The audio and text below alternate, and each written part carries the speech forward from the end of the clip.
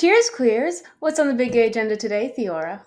Today we are back to doing our scene by scene breakdowns of Pluto the series, and today we'll be starting episode 3. Definitely not finishing it. No, this episode is one of my favorites. This, like I mentioned in the last episode, this is the episode where I fell in love with I because we really get into like her trauma in this Trauma. in this episode, and it's just you're a monster if you don't sympathize with her because like damn, like the poor girl has low self-esteem. It's just she just wants to be loved. It's so sad. The trauma of I. The trauma of I. But before we get into all of that, quick announcement again for our Pluto merch giveaway stuff. So we have the mug and the candle. Please check our social medias. Hopefully it's out by now, the how to participate. But if it's not, coming soon to our social medias. So just follow us anywhere at Big Gay Energy Pod for a chance to win merch from GMMTV. That will be there.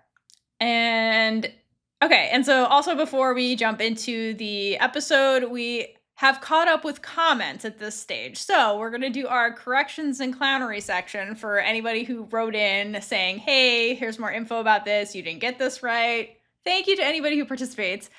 This section's for you, and so we can all learn things and grow together. So first we'll start with a comment left by one of our awesome Patreon members, Indigo. So Indigo writes, GMMTV has actually done quite a few really good disabled representations. Two of the most noticeable that I've watched are Moonlight Chicken, where one of the boys is deaf, and Last Twilight, where one of the main boys is blind. Both of those shows are really, really good. I mean, it's GMMTV, come on now. Highly recommend. They go deeper into actual issues, and the storylines are really good. They are both boy loves, though. I mean, it's queer media abound, man. It doesn't matter. That It does doesn't not mean it's a matter. bad thing. Honestly, If we it's would be queer, watching we're them here. too if we had more time covering them, That's to a be great honest. slogan. If it's queer, we're here. If it's queer, we're here. Exactly. Hope one day we get shows of that quality, but with the girl love storylines. I mean, I love Pluto, but the plot was a bit toxic with all the lying, if we're being honest. Chow wrote this. Like, of course, there's toxicity. There's always an element of, is this good on a moral scale? We just don't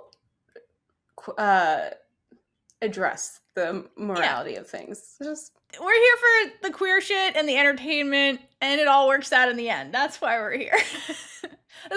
There's good stuff to learn in there, as you may have noticed through listening to us talk about all these shows. Okay, wait, Elsa. So Indigo has more. Also, side note, this is the corrections clownery part of the episode.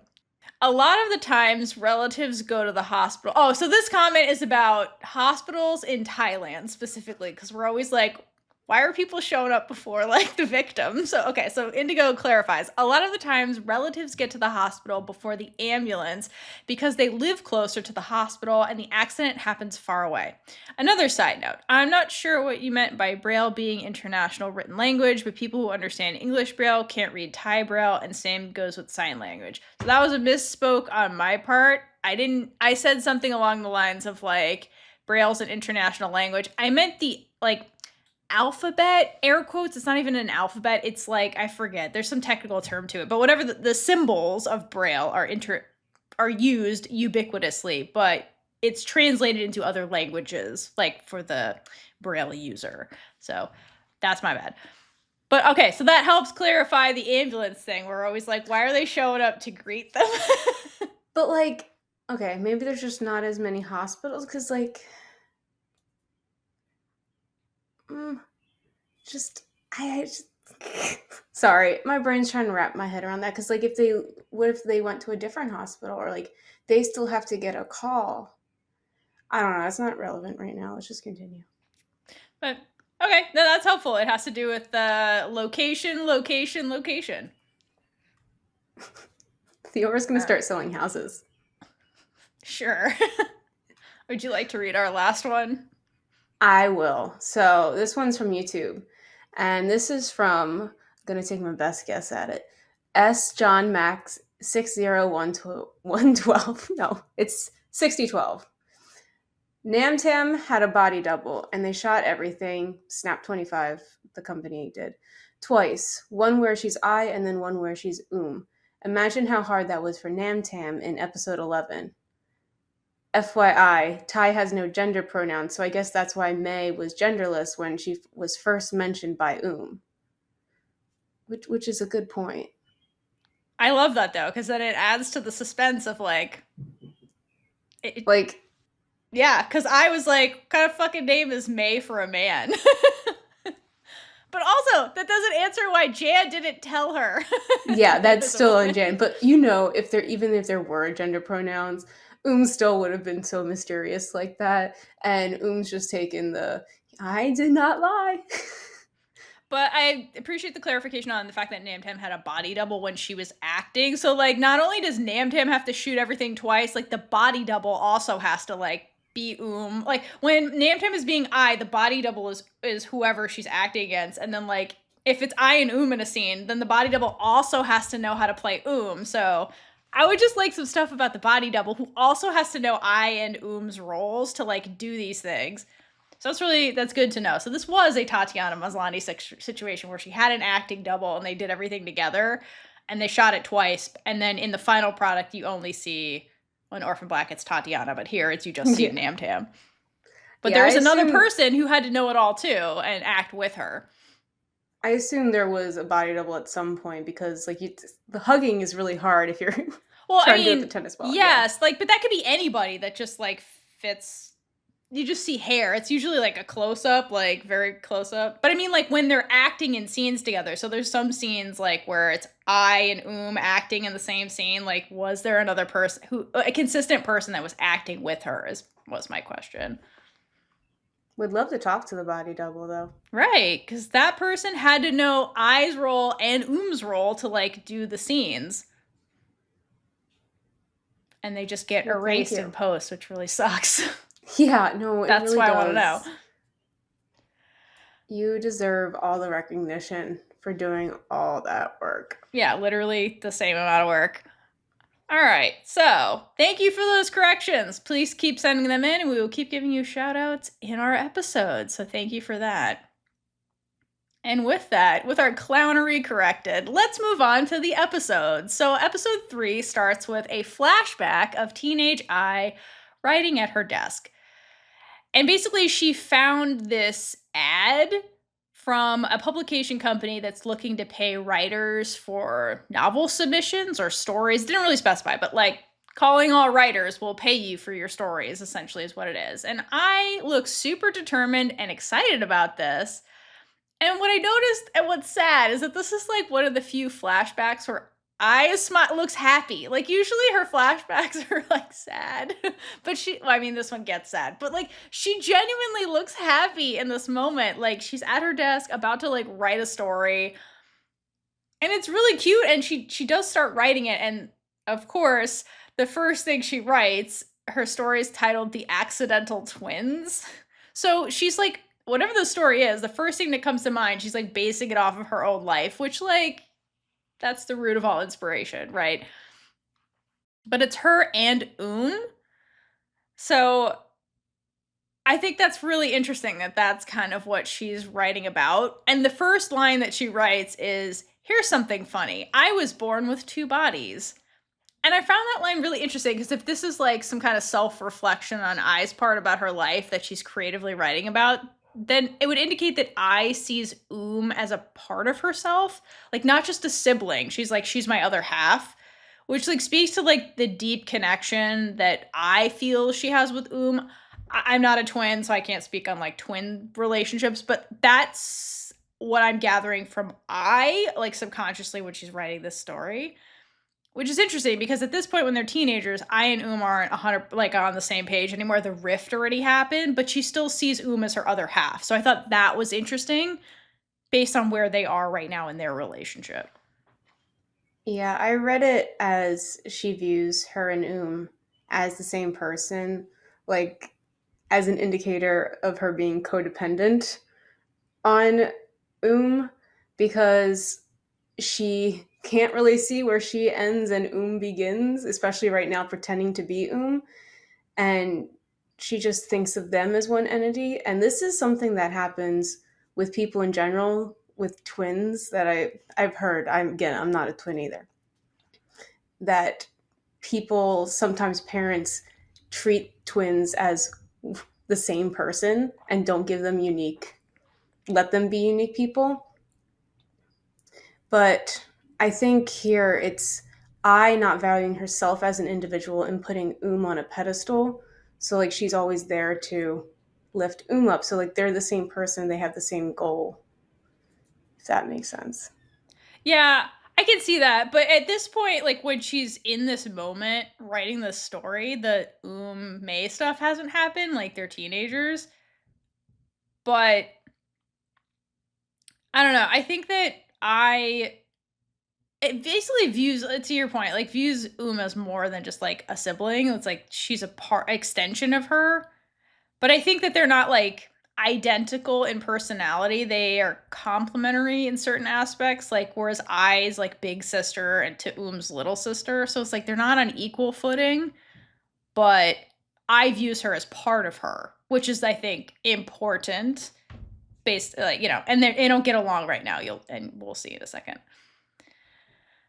All right, and so as we're in this scene, we get a glimpse of I's desk, and I think it's really cute and says a lot about her personality. So when she's sitting at this desk with like the ad open and like her notebook that she's writing in, there's just like all these little like graphic. I'm not sure if they're little stories, graphic novels. They're just like everywhere. So I, as a teenager, is an avid reader at this point. Is kind of my read. And this might be the scene where she kind of like gives all that up or like steps away from it. So I wonder if like growing up as a kid and then going on to like, she's about to like enter high school. So she's like in that transition stage. I wonder if like stories were her escapism when she was younger. And then in this scene, I think we'll see she kind of like is going to step away from that and like join her like friend group and become like a hooligan, essentially, but as an outlet. But I think stories were her escapism, is what I'm getting, because there's so many stories sitting on this desk, which is really cool. Also, colored pencils. I wonder if she tried to draw a little bit too. Yeah, maybe she was doing graphic novels. Maybe she's Alice Osmond. We just didn't know. Poor I never got a chance to write Thailand's Heartstopper. It could have been her. Also, I love her pencil case with the smiley face on it. It's so cute. It's so adorable. And I just noticed next to it, the sharpener, I'm pretty sure she added eyes on it to make it look like a shocked awesome. Face. Right, eyes adorable. Thing. She also has a big thing of water, so she's hydrating for lesbian Jesus already. She is. Also, she has waterfront view of like outside her window. So it's kind of like an idyllic situation for somebody who's writing, because it's like, I would imagine can be peaceful and like she has a view like to look at for like creative inspiration. So at least in my opinion, that's a good setup. So like I set up to like write Heartstopper basically. But anyway, we'll see. Like she can't fail. No. But outside interference gets in the way, because this is homophobic now. When you think about it, what's about to happen? She could have wrote Heartstopper. Okay, anyway. So then I's up in her room writing Heartstopper, basically. And then we cut over to MeeMaw, who's chatting with a customer at the shop downstairs. And the customer congratulates her on acceptance into this top-tier high school, because she's like, I hear they have a really high acceptance rate into college. Like, going to be set up for life. Like, that's really great. So what I'm hearing is that could have had a friendly rivalry situation going on where she goes into this elite school and then gets sucked into a mystery. So I'm going to need Pluto purely from point of view to see what high school was like, because maybe that was her high school experience and we don't know. I think that's just too much drama for them, Theora. I don't know. Maybe that's why so fucked up when she graduates. Poor Listen, I have a lot of feelings about That could have happened. We don't know, because it's off screen. Put it on screen and answer my questions, GMMTV, you cowards. I'm just kidding. All right, so back to the customer. So the customer asks about I. She's like, okay, great for Like, what happened to I? Did she get into the elite friendly rivalry school also? And I emerges downstairs, like, all happy with her completed story to go show MeeMaw that she's Alice Osmond, basically. And then I think she's just like, my grandma's gonna be so proud of me. Like, look at this thing that I did. I'm gonna get money off of this, maybe. Like, I think this is when her dream of becoming a writer really, like, first sparked. And then she made this thing and was like, oh, look, I can do it. Like, having the physical story and, like, reading it, you're like, wow, I made this. You know what I mean? It's like, it's proof to I herself that, like, she can do it. Because, like, here's the thing in her hands. And she's like, oh, I'm going to show MeeMaw. And, like, she's going to be proud of me. Like, can't even do this. This is great. But, of course, pain happens because MeeMaw starts complaining about I. And she's like, listen, I'm lucky I is even in school. I don't care which one she goes to. She just needs some kind of degree because she's a hooligan, basically. And poor I, like, her face goes from beaming to nothing to sadness so slowly. It's so heartbreaking the way she's just like, that's what my grandmother thinks. My last living relative, like, that's an adult, thinks about me. Like, thinks I'm useless, basically. She's a teenager. Ugh. Yeah, I feel so bad for I here. Like, she was finally proud of something that she did. Yes. Like, it was something that was hers that she knew that wouldn't do. So she's creating her own arc place in the world right now. But hearing these comments from her grandmother just made her lose all faith in herself in an instant. And she wasn't given the room to be confident in her own abilities because they didn't match the textbook smarts that's expectation that was put on her. And after a while, it's just easier to give up and not share what is going on. I mean, this family's raised with not telling each other what's happening. Yes. And like, she's just constantly living like she knows that she's not living up to what people that she loves expects of her. And you just see, like, everything tear down in this moment. Like, there's no hope left in her. No, it's horrible. And what's sad about this, too, is that, like, writing stories is academic. So I may not be good at every element of school, but creative writing is a scholarly thing, you know? And had this conversation not happen, I could have been like, look at this thing that I made. And, like, maybe their relationship would have been different going forward, but it's just, like, the timing of this is so devastating for poor I. Like, if she had emerged, like, a minute after or, like, a minute before, you know what I mean? It's so sad. It's almost like they did this on purpose. It's almost like it's a TV show and they're just creating issues right now. I know. It's just so sad.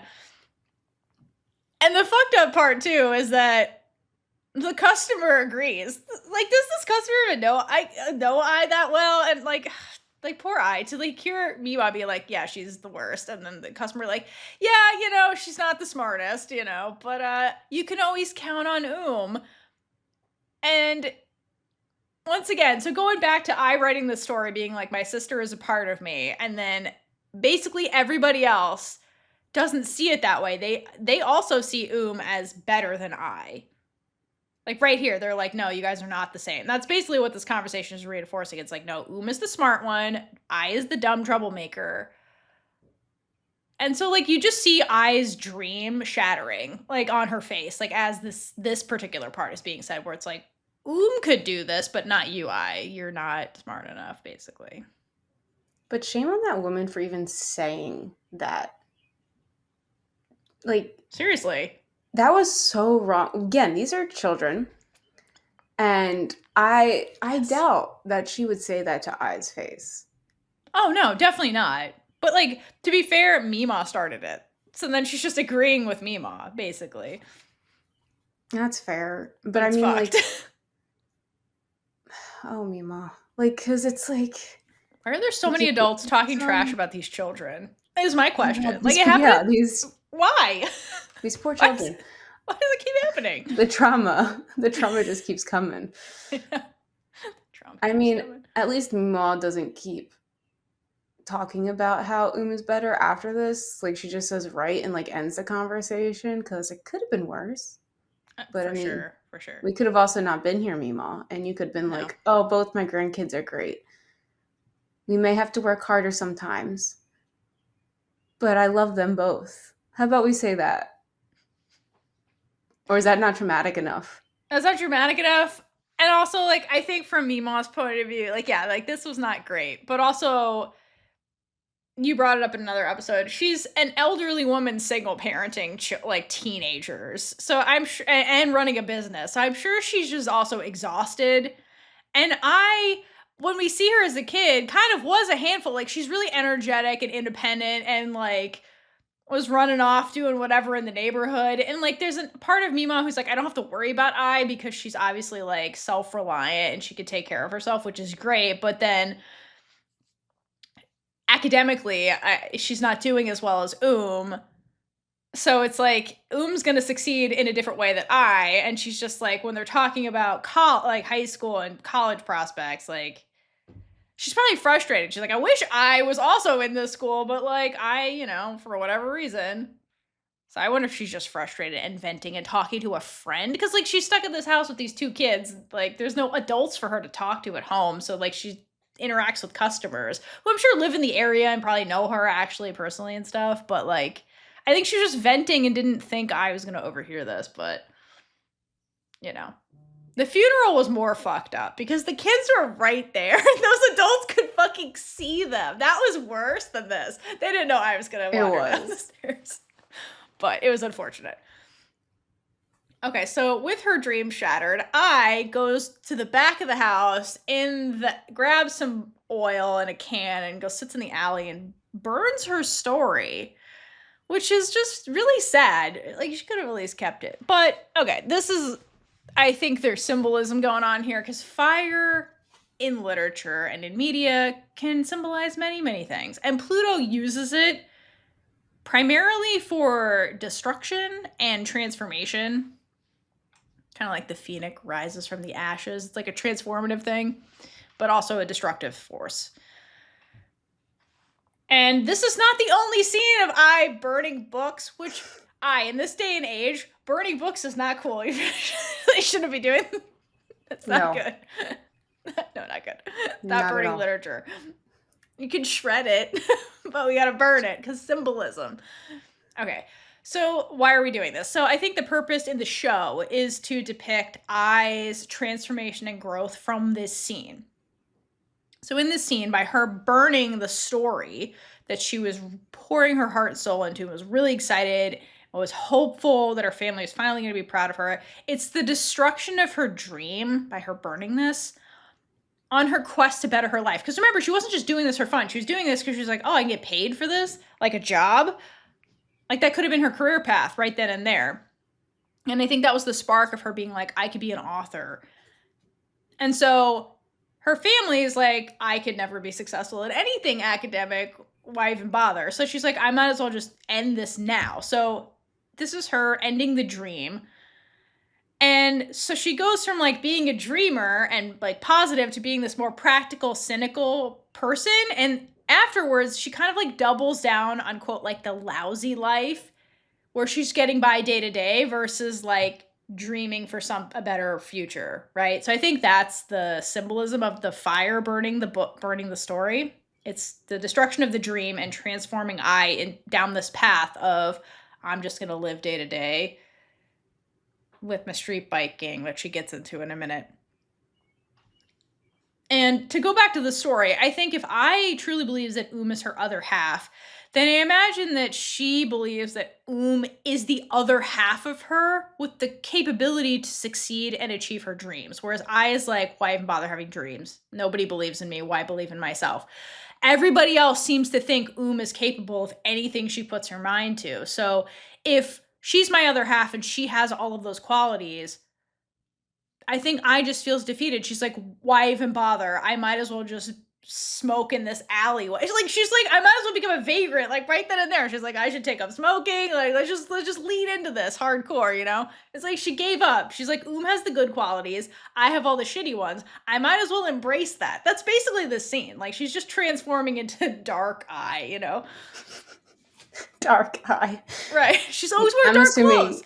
This is the first time she's smoking because it did not go well for her. 100%. No. Because she was like, no, I don't need to do that. Then she's like, well, I see all the practical cynics around here picking up smoking. I might as well lean into this. Yeah. So while I is sulking in the alley, surrounded by the ashes of her dreams, Ben shows up and scolds her for smoking cigarettes. And Ben's like, all right, who put you in a bad mood this time? Is it MeeMaw or So indicating with that line that this is not the first time he's witnessed I be upset because of something her family did. And remember, she's a teenager. So that indicates this has been going on for a while with I. What he says, like, I think they're adjectives. I don't like the parts of speech. But he says precious grandma and beloved twin sister. Yes, adjectives. So I just, like, everyone on the outside can see how much I values her grandmother and sister, but always gets hurt in return. But in her head, like, they can't do any wrong. Like, she will always be there for them, always wanting their approval. But it always ends up the same. And I just, that poor baby. And like, it's gonna get to her eventually. I mean, we see it getting to her. This is her. She's broken. Okay, yeah, it's getting to her right now. Yeah, and Ben makes a comment that I might choke on the cigarette to death, and I responds, "Good. Maybe I should just die and end it all." And I know that this is kind of like a throwaway line, but it's very concerning that I is verbalizing suicidal ideation right now, because, like, even if they're passing thoughts, they're still there, and that is concerning, because that means it's at least a thought in her head that she should not be here, and that's not the case, because you are perfect, I, and we love you. We do love you. Listen, I think she needs to go find Grandma Bua from this is a Child Floater universe. Where's Grandma Bua? Oh yeah, that was GMMTV, not actually Child Floater. But maybe if you found the grandmother from us, this would all get resolved. But I mean, it still works. It's all GMMTV. They can still meet. Yeah, exactly. It's fine. It'll work out. But yeah, I think to your point, this really speaks to how bad this is getting in terms of how Dark Eye's thoughts are getting with each dejection from her family. Because, you know, culturally, I think that for I, like, family means a lot to her, obviously. And it's just, I think she says it later in this episode where she doesn't feel like she's part of the family. Like, she feels like an outsider in her own family.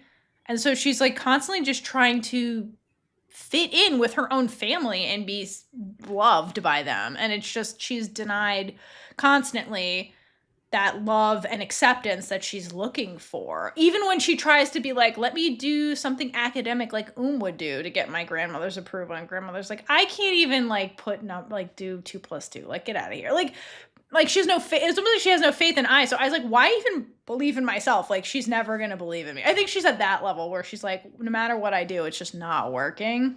What's the point? Like, she's at that defeated rock bottom level is what it seems like.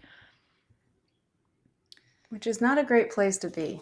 No, not at all. Especially she's a teenager again, like, going into high school. Like, she's very young. So it's really sad that she's this defeated when she's this young. Like, that's also really, really sad. So, and all of these thought patterns and responses to these situations is going to follow her because she's at this transformative part of her life. Totally. Which is even suckier.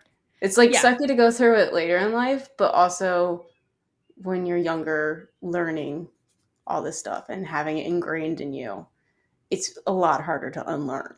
Yeah, I think that's why this is a transformation moment, like a transformation scene, because this particular moment with MeeMaw and burning the story is going to change I's trajectory for a while. And so I's super emo because she's a teenager. She's emo in the scene. She's having big feelings. It's not going well. Ben's here poking at her. And she's just not having it in the scene. And Ben's really confused because he's like, girl, you've been treated like your family's Pluto your entire life. Like, shouldn't you be used to this by now? And like, shouldn't it not get to you this much? And I's response is so real, where she says, if someone keeps stepping on your foot, do you stop feeling the pain? Like, do you ever really get used to that? And it's such a heartbreaking way for I to describe her relationship with her remaining family. Like, she's still a teenager, and so from childhood to teenager, she's like getting stepped on over and over again and just in pain from her own family. And that's really, really heartbreaking. And the saddest part is that at this stage, like, she believes what MeeMaw is saying, where she's like, maybe I do deserve this. Like, maybe I am a bad person and just not worthy and all of love and like acceptance and all these things. Like, she's starting to believe it. Like, it's wearing her down, basically. And to me, like, this line of like, maybe I deserve the condemnation, it reads like self-pity, which makes sense because I's upset and being worn down by this. But I wonder if maybe she feels like this is some kind of karma, because she tends to give into her big feelings when her family puts her down, and will get angry and do spiteful things like destroy Oom's book, which we see her doing in the next episode. So I wonder if she like, and she still feels guilty about it. Like, even as an adult, like, she's like, God, I still feel guilty about this shit that happened 20 years ago. So I wonder if she's like, I do these spiteful things to get back at and maybe like this is, that reciprocal energy in some way. And it reinforces the thoughts that I am the bad person. So I wonder if there's that element also kind of like playing into this part of I's story. But I is not alone. She has a cheerleader with her who's Ben, and he reminds her that, like, look, you're with friends right now, aka me, and when you're with me, you don't have to pretend and be strong and put on some facade or whatever. You can just be your unfiltered self. Like, if you have big feelings, let them out. And I love this because it shows that while she doesn't feel supported by her blood relatives in the way she needs to be, like, her friend group serves as a found family for her. And Ben encourages I to, like, she's like, let it out. Be like, however you're feeling, just like let it out. If you're angry, say you're angry. And this reminds me of the scene in Blank when Little Nung encouraged Big Nung to be real with her, when she's like, just, if you're angry, be angry. If you're sad, be sad. Yell at me, do whatever. Like, same energy, where it's like, I love you for who you are is basically what Ben is saying to I by telling her this. Like, you don't have to pretend, like, just be you. I'm here for you, because I care about you, basically. I love that we have this different version of that, because it's showing that you don't have to be in a relationship to be your full self with somebody. Totally. That it's just, you're supposed to be able to be yourself with friends. You shouldn't have to hide how you're feeling. And we're on the subject of just feeling her feelings. I'm really glad that she had someone to teach her this, and someone somewhere she could actually feel the things, because if those stayed bottled up, those thoughts would be so much worse, and I don't know what would have happened, but it wouldn't have been good. Yeah, because I basically feels alone in that house. So it is important that she has this type of friend group. And also it's establishing how real her relationship with Ben is, because as we'll see, tragic thing happened to Ben, and then I has a reaction to it, because they're really good friends, like on the level of I like you just the way you are. You don't need to change to be my friend, kind of thing. So they had like a real friendship where they were just themselves around each other, and that was the friendship. So that's like the purest form of friendship, truly. Okay, so unlike Big Nung, who is the worst with feelings, I has a much easier time expressing herself. So she just like yells in the alley to like vent her frustration. And Ben's just like smiling because he's pleased that like I's just being I. She's just unfiltered and just like swearing up a storm in the alley. And he's like, yeah, good, let it out, girl. And then he's like, listen, I understand you're like in your bad thoughts right now, but I know a way you can escape this. And I's like, and he says, it's a place so loud it drowns out all the scolding. And I's like, bring me there right now, bitch. That's basically what she says. It's like, where you're telling me there's something now? Why didn't you tell me earlier? Let's go. I know. What was this conversation about? Let's go. But sometimes all you do need to do is yell. Yeah, totally. That was therapy in the alley, just now burning shit and yelling. Scream therapy. It's Yeah. a thing. I don't actually know if it's a thing, but it is now. I saw it in some TV show. I forget what it is at this point, but I'll think of it later. Theora will get a text. Anyway. I already said this part. Okay, cool. All right, so where does Ben take her? Ben introduces I to motorcycles and street racing with Pang and Cole. Is that his name? Cole? I forget. Anyway, my bad. I just realized that may not be his name. I'm like, Cole? Cole is his nickname. I know that. Okay, so we'll stick with that. All right, but apparently he doesn't teach her about motorcycle safety and helmets on their first ride because everybody's got their helmets off and they're just like running. No one knows about safety. We don't listen. We're living the dangerous life, Theora. Right, we're living on the edge. They're reckless teenagers, essentially. Regardless of that alarming feature of this, I seems really relaxed and carefree during this whole motorcycle riding sequence. Like, she's just having fun and they're like goofing off and racing and she just seems really happy in this moment. And then the cops show up and they're like, fuck, the popo's here. And they like scatter. And kudos to the actor that plays Cole because that actor was so invested in this scene. Like, I love him in particular when Pang's like, we gotta go. And like his faces are so good where he looks genuinely like scared of the cops. They're gonna come get us. The police are scary. I love his acting on the motorcycle. It was really good. Also, why is I in the driver's seat if this is her, like, I don't know if it's her first time riding a bike or just the racing part, but either way, I feel like she should have been on the back, at least for the beginning. I think he wanted her to, I think he was teaching her how to do it. Okay. Because like now we don't worry about safety. No, we're not worried about safety. Also, like, I don't know how long they were doing this because now it's nighttime, so. That's true. How long were they doing this for? Okay, so they scatter, and once they're in the clear, Ben tells I, hey, you're good at street racing, and I responds that it must be her natural escape instincts, which sounds like that was my flight response, is the way I heard that. It is so natural. Yeah, which is interesting, because we've talked about, in Chow Planoy's novels particular, like characters and their flight versus fight responses, like we did a lot in Affair, because it's very, very polarizing. In like the characters are polar opposites. But with May and I, like if we tried to like apply that, honestly, I feel like I and May are both pretty balanced in that aspect. They both have elements of fight and flight. May might be more fight, I think. But like I is also like fight too. The way she just like flies in there and like tries to beat up men who are like to protect May. Like she has both, you know what I mean? I don't think she's like polar opposites on any side of that spectrum. I think she's kind of in the middle, personally. I feel like May, it depends if she's angry or sad. Sad is more flight. That's true. Angry is definitely fight. Like she will she will cut a bitch. Not kill you, but like she will.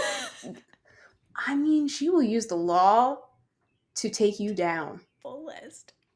You don't want to fuck with her. Yeah, exactly. So I feel like they're pretty balanced as like flight or fight characters, to be honest.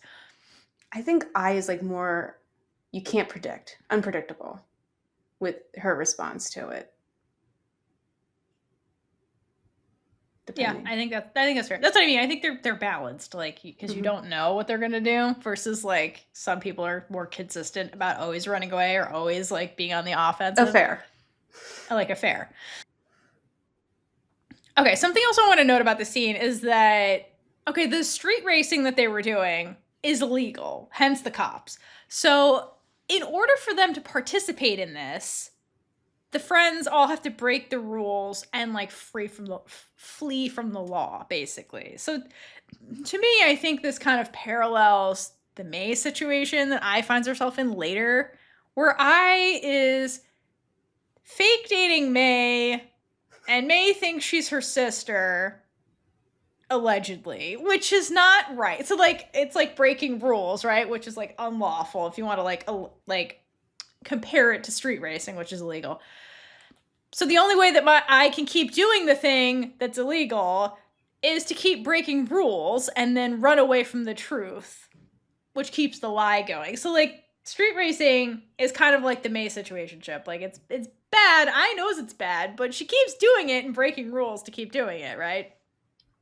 So it's kind of setting up that behavior in I. Like she's the perfect sister to keep the shenanigans going. When she was sent over there to break up with May, and we still haven't done that. Right now, they say I did something bad. Why does it feel so good? Yeah, no, that's I. Okay, so as they ride into the night, we get a voiceover from I's journal entry. Because remember, this is all being told. All of this is just I's journal. And she says that she's recalling this first ride she had, like the street racing ride. And she says that the sound of the motorcycle engine helped clear her thoughts, like Ben said it would. So it was a form of therapy where an escapism where she's like, oh, I can like outrun essentially all the negative thoughts that I've been having and everything my, MeeMaw just said. And in that silence, without all these thoughts, like putting her down, basically, I could be present in the moment when they're on the bike, and she was present enough that she could hear the sound of her own heartbeat above the engine, which is wild. And she says that's what I loved most about this experience, because I was happy in that moment. She felt free and unburdened and alive and just like living in that moment, which was huge, because I think she's just been trapped in that house and just oppressed emotionally. And like this was a moment of freedom. So this again was a transformative moment for I, where she felt more alive. I just really appreciate the fact that she loves the sound of her own heartbeat, because it means she's focusing on something for herself. Like it's not someone else's heartbeat. It is hers. So she's really just in tune with herself, and she's focusing on how she feels in that moment instead of everything else going on. And like you said, that makes her free because she's not having the weight of the world. Yes. It's just like, exactly. Let me be myself. I learned to love herself in this moment. Just don't forget it. I know, girl, come on. You wrote it in the journal. Just rereading that passage. Like it's easy to think it in the moment and then forget it the next second. Absolutely. And then she goes home and MeeMaw's like, you had one job, take out the trash. And then she's like back in the alley. She's like, damn, I'm terrible. All sad and shit. Well, I think eventually that's why she's like, I'm going to buy my own motorcycle. Like, fuck this. I need to keep getting out of this house and like joyriding.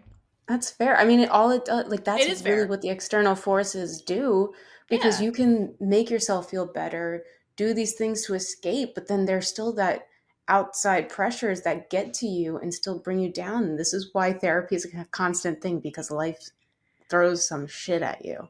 Yeah. And the other thing, and to add on to that, it's like the motorcycle riding is her coping mechanism, but it doesn't solve the problem, which is her family puts her down all the time. Like it doesn't solve that. It's just her way of coping with it when it happens and not getting to the dark, dark place of maybe I shouldn't even be here at all, So, yeah. It's all right. We'll resolve the family shit eventually, but we're not there yet. Where we are is we're thinking about I's heartbeats, okay? And how much she loves that sound. And then we transition back to where we left off in the last episode. I just want to say that every single time I watch this damn episode, I forget that this is where we left off. Because the flashback is so long that I'm like, and then you get the theme song. I'm just like, oh yeah, that's where we are right now. Yes. And it's a great place. Cliffhanger, please. And they're like, here's some important background stuff you're going to need to know. And like, people are like, where's the lesbians? But the Anyway. backstory. No, it's important. And I think this particular flashback is really important because it's going to parallel a lot of stuff that happens in this episode. Again, the writer, was just like, listen, May, this is important background information before we get, because imagine you're May reading this journal later on. And she's like, she gets to the part where I's like, and then I was laying on top of you and was staring at your lips for 10 minutes. And then I trails off, and May's like, wait, what were you thinking? You never fucking told me. And then I's like, let me give you some background information about when I was a teenager. And then, like, it's like That's pages of this. And poor May's like, what were you thinking? Seen her journal entries? Like, is the entire show a journal entry? Yes, or I think it is. Present mixed with journal entries. I think that this because is that is really random. I think this is the whole thing is I's journal, but it would be really funny if, like, that's how she's actually telling it. And May's like, God damn it, why did you tell me about your childhood for 10 pages? I wanted to know why you didn't kiss me. Yeah, that actually would be funny. Just like you stopping literally in the middle of something. Right. But let's go back. And she's like, wait, we gotta go back. I'm sorry. My therapist told me we have to dive into the trauma of it all first. We are May watching this, is what I'm saying. I like to think about it that way. Because poor May. Okay. So yeah, so let's go back to this moment that May was dying to hear about in the journal. So I is still laying on top of May and Gay staring at her. We've been here for a while. Because of the bug that I has not gotten rid of. Don't forget the bug. So her heart is pounding, which I notes means she likes something. So in the motorcycle riding scene, she was like, oh, I could hear my heart going because I was excited and like having fun. And here she is with May and having a similar experience. So this is a form of freedom and escapism a little bit. And while the voiceover is saying this, that like I's heart beating means she likes something, she audibly swallows because gay feelings. She's trying to like bury them and it's not working. And so, yeah, so to kind of compare this again to the previous scene with the motorcycle, like this is a happy moment for I, the moment with May, where in the present moment with May, she's not thinking about all of like, she's not thinking at all, let's be honest. And she's not like a disappointment to anyone in this scene. She's just here with May in this present moment and feels alive, hence the heart beating, just like that first motorcycle ride. So this is a transformative moment again for I. And I think this is going to be a transformative moment for the May-I relationship because this is kind of like a pivotal episode that like changes their dynamic going forward. And I think it starts here and it escalates as the episode keeps going. So the voiceover continues with more gay thoughts, while I is a breath away from May's face. And I's like, I realize in that moment just how beautiful May is. And it's like, it's not that I didn't notice May is a very attractive woman. I think what this journal entry / voiceover is really saying is that this is a moment of stillness. So all the moments that they've had before this are like, there's always like the undercurrent of the spy shit going on and she has to pretend to be and like not out herself, even though she outs herself anyway. But this is a moment where like no one's talking, no one's moving, there's no action going on. It's just staring and eyes having big feelings and internalizing all of them. And so she has this moment of stillness to just stare at May without anything else going on. And like the motorcycle scene, she's in this moment. She's not thinking about other stuff. Like she's in it. And so I think she's allowing herself to just like feel whatever she's feeling and she's not fighting it or thinking anything to override it. And she's just like, wow, like she's beautiful. Like there's no like facade happening with I in her own thoughts. She's just like in that moment. And then she gets real with herself where she's like, wow, my sister was really a dumbass for leaving you. Which I never gets over that. No, but especially coming off the flashback with the grandmother and the customer praising and being so smart. Like, right. I was realizing book smarts aren't everything. Right. She's a dumbass. Was stupid to let May go. And of course, again, we know this isn't the case. But if it helps I's sense of self-worth in this moment, just let her think that and we'll take it. We'll take this win for you, I. You're not right, but it seems that way when no one tells you what's going on. And boy, do you not know what's going on for so long. Absolutely not. But you know who also doesn't know what's going on? May, because while I is lost in her gay thoughts, May is still lying there with I on top of her, not saying anything and not knowing what the fuck is going on, because again, I's not speaking. She's just and again, May doesn't know how we got here. She can just assume something happened with the bug because this isn't and this is freaked the fuck out by bugs and is not a bug whisperer or whatever. So remember, she just like threw May on the bed, screamed, then they ended up in this position and they've been here for like at least 10 minutes. There's so many crossfades. So like, and May's just like, what is happening right now? What is happening? And then she can like hear all the stuff going on with I's body. And she's like, I think she's excited, terrified. I don't know. Because remember, the last thing I said verbally to May before all of these shenanigans was, don't be afraid, princess. Everything's fine. And now here we are. Is it fine? Is it? So poor May doesn't know what's happening and I's not talking. And she doesn't do a lot. Well, I mean, she does that a lot. She does not talk a lot. She really doesn't. She's a more internal person, and that doesn't help May, her blind fake girlfriend. No, she's... this is later, but I'm going to say it now because, again, May's patience is astounding because she really does give I all the room to process these feelings while she's completely lost herself. And that has to be so, like, the security that she has to have as well in this moment to just be like, all right, I won't know what's going on, but just let her figure things out. Because it's better to give I the room to process so she can eventually verbalize it. Because if I doesn't know what's happening in her own brain, she can't tell May, which is the only way May can know because she can't read I's body language. I mean, she can feel like what's going on and see it. I'm not see it. That's the whole point of this. She can feel and hear it. But to see I's face would tell her everything she needs to know, especially because she's a lawyer. Like, she knows how to read people in a courtroom, which I'm sure, like, losing sight and still being a lawyer, that's such a disadvantage for her. Like a trial lawyer. She wasn't just like a paperwork kind of lawyer. She was a trial lawyer. To your point, where you have to read the jurors. You got to read the room. What they're thinking. Yeah. Yeah, maybe her practice had to shift a bit when she became blind and she had to like get back into being a trial lawyer because that would make it a lot more difficult. That's a really good point. And I like that you pointed that out, that May gives I space to process things, because what May has noticed, and I'll bring it up again because it's very relevant, what May has noticed up to this point with I is that when I has big feelings for her, she runs away. Remember, I gotta go to my car, and she's gone for like a day and a half. So that's what I has been doing. And so I think May is also like, well, I hasn't gotten off of me yet.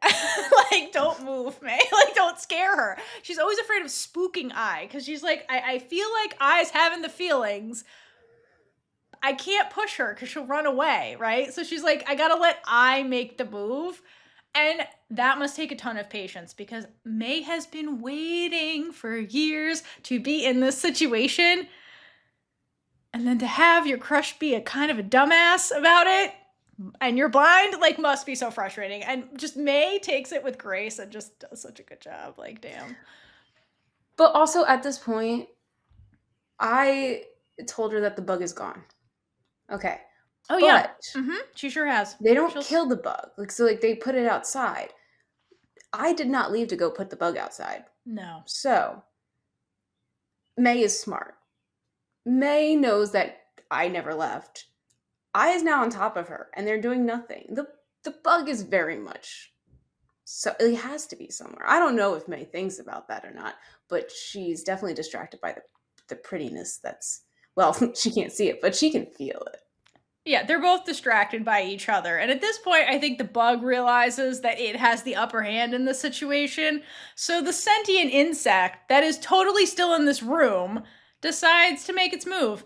And it lands on I, because it knows I's the weak link here, and crawls up her shoulder. And then I notices and screams bloody murder.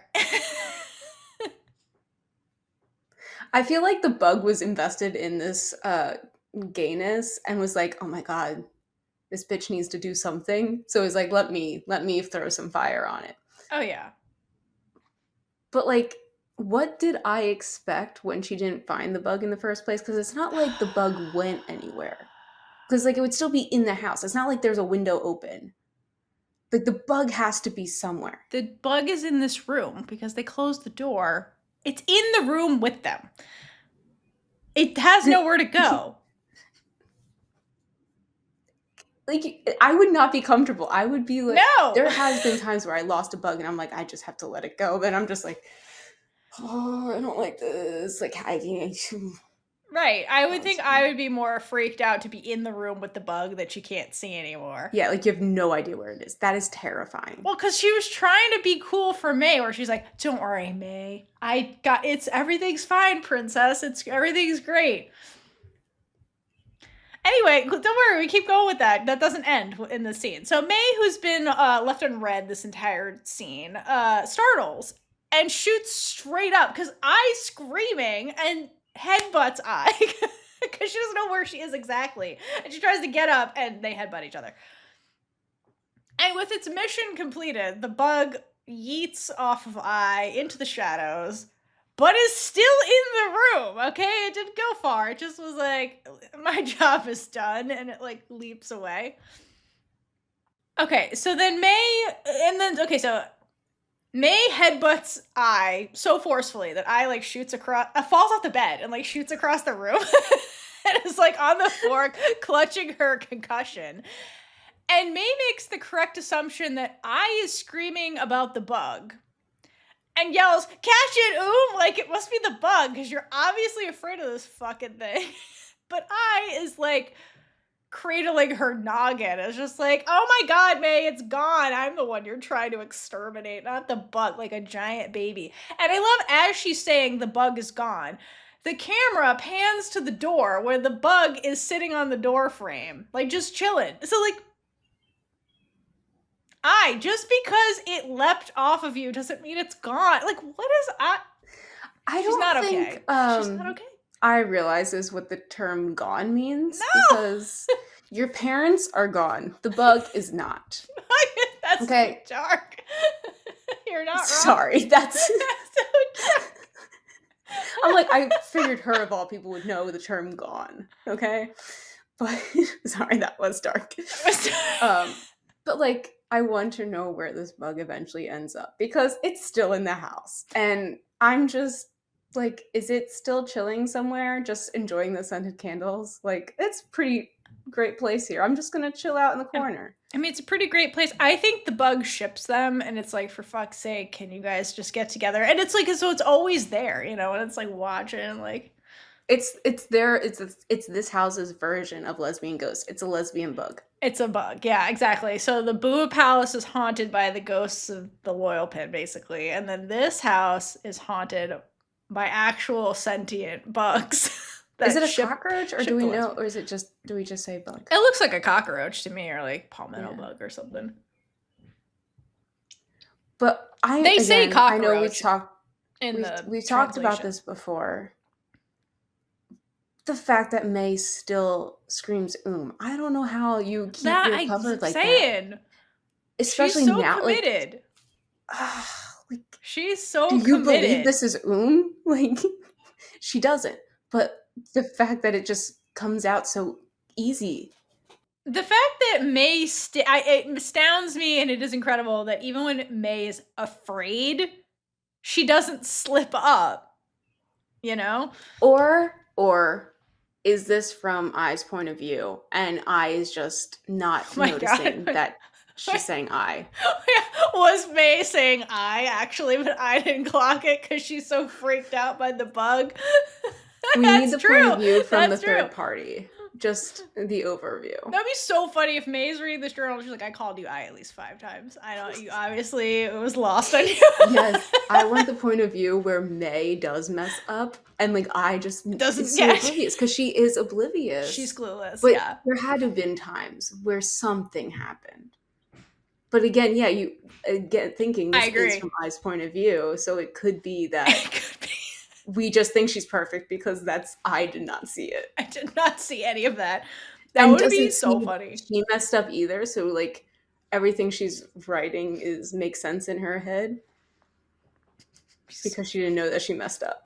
It'd be really funny if like May corrects the journal and like gives it back to I eventually, and I was like, God damn it! Like we'd have to go through all these shenanigans. Like I should have known. Anyway, it'd be really fucking funny. But okay, so then we get this really cute moment after the headbutting and I's complaining like child on the floor. We get this really cute moment where they're just like laughing about this because like it's funny. Like it is like in hindsight, you're like, whoops, we're weird. That was kind of funny. And then May's like, no, but for real, I like, is the bug gone? Because you've lied multiple times about this shit. Like, she's like, I called you over to exterminate this pest, and all I got was this lousy concussion, is basically this evening. But she does specifically go, like, for real, is it gone? Because, like, you keep lying. So May... And that's fair to ask. May notices I's patterns of behavior, and she's like, no, but for real, get the fucking bug. That's why you're here. It's not gone, I. Go get it. She's gonna start making her sign, like, statements, being like, is it gone? Sign it, and if you lying, then you broke the law. May's gonna sue your ass. Okay, then we get my favorite transition where we have to pause, and I assume somebody went and lit a bunch of candles because the transition is a bunch of lit candles, and then we go from I sitting on the floor, clutching her head, to sitting next to May. So like, I was on the floor, and then May's like, hold on, we need romance. Somebody came and lit a bunch of candles, and then she's like, come here, I mean Wait. home. So again, who lit the candles? Who lit them, but where are they? Do we see them again in the scene, or am I just losing it? And it was just a quick transition. I'm not sure where they are in the room, but it was just like, here's a bunch of candles, and then I sitting next to May. All right. I mean, So sure, candles. We had to pause to light candles before we could continue this. And then, because May has to set the mood, because the next, I sitting next to her, and she's like, oh my God, are you okay? And she uses this as an excuse to like touch I's hair, which like, girl, yeah, I has beautiful hair. You should use any excuse to touch I's hair. That's fair. Do you think that she called the maiden just to light all these candles? And like the maid's just like painfully lighting each one while they're just like awkwardly sitting there? It'd be funnier if she made I do it, because I, with her concussion, light a bunch of candles. Like, we didn't get the scene. This happened off screen. She lit a bunch of candles, and then she sat, and she's like woozy, and she sits down, and the maid's like, okay, wait, are you okay? That's hilarious, yeah. The maid's gone. Remember, the maid has... Oh, that's right, that's right, she has that's a holiday right. weekend or whatever, yeah. Uh-huh, it had to have been It had to be I. She forced I to light a bunch of candles. That'd be so funny. Iconic behavior. All right, so then I is like, listen, May, I'm fine. Like, it doesn't hurt that much. Like, lighting the candles was worse. Then May apologized. She's like, I'm really sorry I headbutted you. But I'm even more sorry that I interrupted what you wanted to do a minute ago. And her phrasing is important there. And I panics in not a gay way, because she's like, what do you mean wanted, May? Like, because May can't see the gay staring. Like, she's like, what do you mean? Like, how did you know what I wanted to do? Like, obviously she didn't want to get the bug. That's not what she was thinking. And May's like, listen, I know you're kind of slow and I love you, but like, you know, looking is one sense. We have other senses. Like, there's like 5 to 6 others, depending on who asks. And as a blind woman, she learned to rely more heavily on her other senses, so they're heightened compared to somebody with all their senses intact. Like I, who can use all of her senses, but somehow misses so many things. Actually, they're kind of a fun contrast like that, if you think about it. If you have all the ability, it's really like you have no ability, because... It's like Jack of all trade, master of none. That's I. Yes. Okay, and then I has no response to this. She basically looks away and she's like, oh, fuck, May had to have heard my thundering heartbeat because that's as loud as a fucking motorcycle. And May's face when I was looking away is like, checkmate, bitch. You're not going to talk your way out of this. I got you. Like, I love how smug she looks. So she's like, case closed, Your Honor. This is when May is getting bolder. Is like, all right, we gotta do some pushing. Yes. She's like, I'm just gonna really quickly read you to filth, I. And she basically delivers the death blow to I's denial by calling her out on quite literally everything that just happened while I was lying on top of May and an inch away from her face. She's like, well, I could hear your heartbeat. And I was like, well, fuck, I knew that. And she's like, I heard you nervously swallow. And your breathing sound real ragged and shit. And, you were in her personal space. Literally laying on top of her. How could you not? So naturally, I says nothing and proceeds to silently berate herself. Meanwhile, May, I love this because I like looks away and is like, God damn it. Like she's like mad at herself. And May just like creeps in and like starts touching I, like, and like is feeling for her heartbeat while I's distracted. And she's like, oh, look, there it goes again. So it's like, if I was going to be like, no, May, that's not what you heard. Like, and May just swoops in and she's like, no, I feel it right now. That's what I mean. It's like, this is the final now because she's not getting out of this one. But No. the devious smile that is on May's face, she's It's like, so good. I got you. She's like, I know yep. exactly what's happening. Yep. She's like, this is what I felt a minute ago, And I's like, God damn it. And like, I knows she's caught, obviously, and there is no denying this because May the lawyer just won the case. So, but okay, let's think about this. I is still pretending to be right? Who's dating May. So why is I panicking as much as she really is? So, because like May being like my girlfriend's into me is a good thing, right? Because that adds to the disguise. But if you recall, before we got to Knight in Shining Armor I showing up to tackle the bug, which she doesn't, she was writing in her journal how she's tired of, like, basically, like, she's like, I don't want to keep this facade going anymore. I have to tell May the truth. The thing has been resolved where the accident was an accident. It wasn't May. Nothing nefarious happened. This girl deserves to know that her girlfriend's in a coma, like a real girlfriend. So she made that resolution to like tell May the truth, come clean about who she is and all that stuff. But I knows that by telling that to May, it's gonna break May's heart because from I's point of view, all of this love that May has, even in this scene, it's for not her.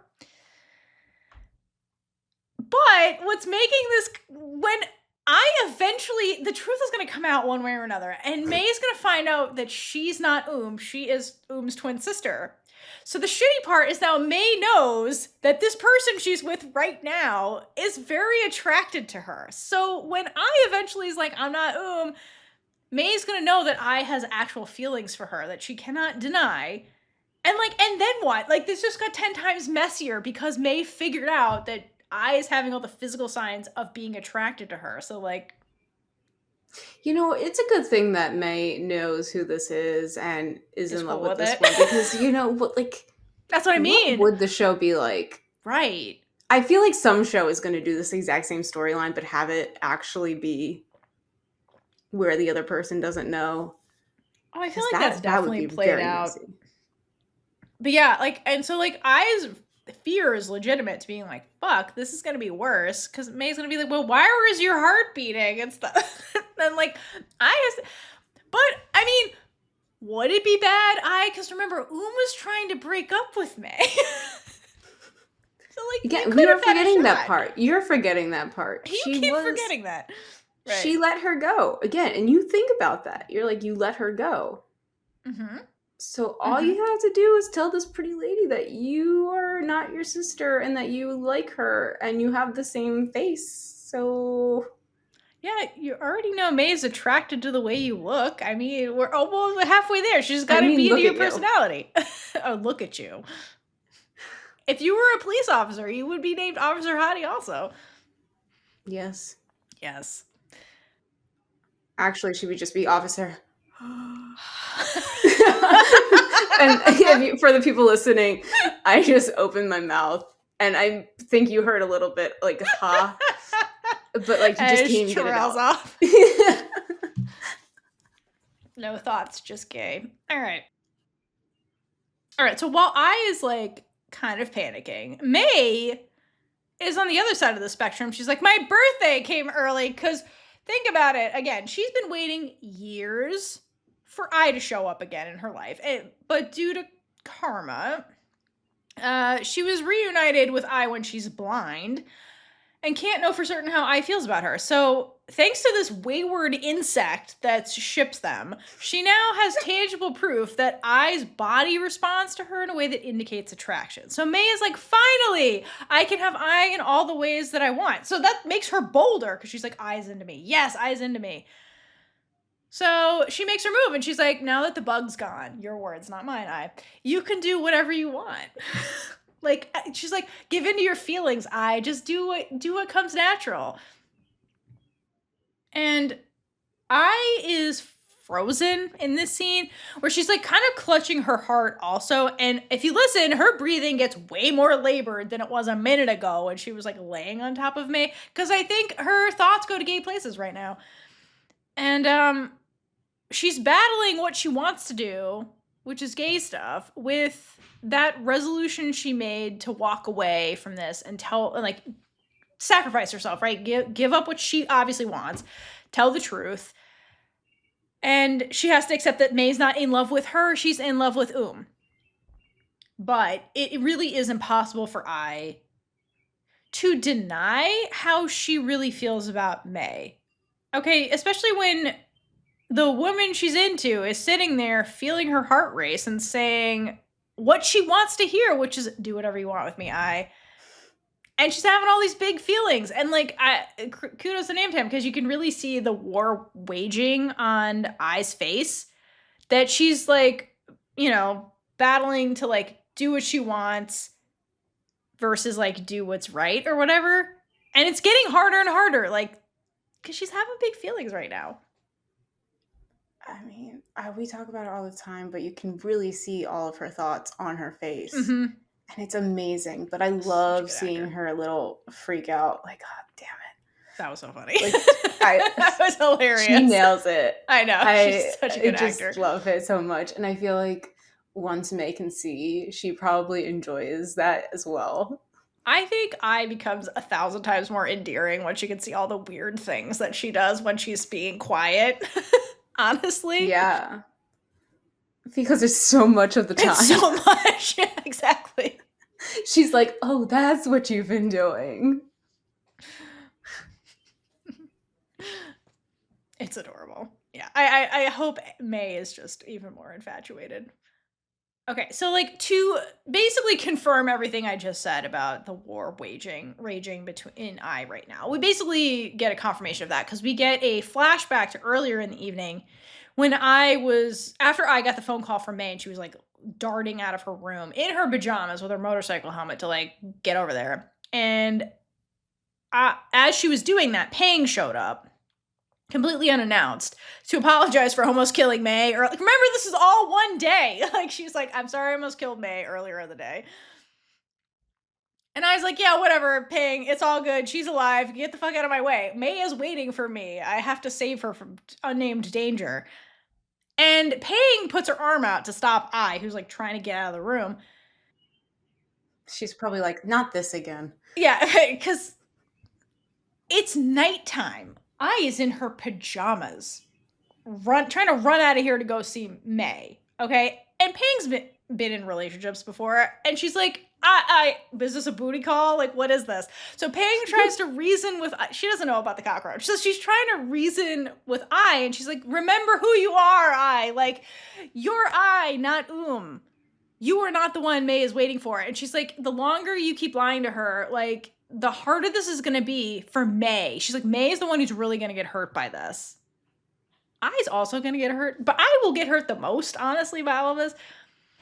But, like, the irony that she said, her exact line is, you're not the one May is waiting for. And the irony is that this is exactly who May is waiting for Pang. They're both clueless.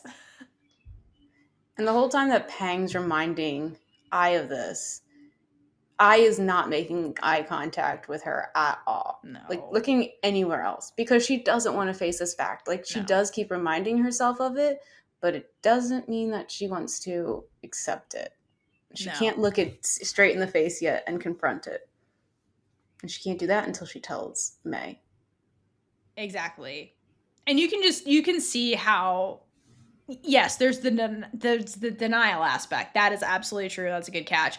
The other part is just how much the truth really hurts I. And you can see how sad this makes her feel, because May is the person who makes I feel loved and happy. And we can see that she's not getting that from her home life.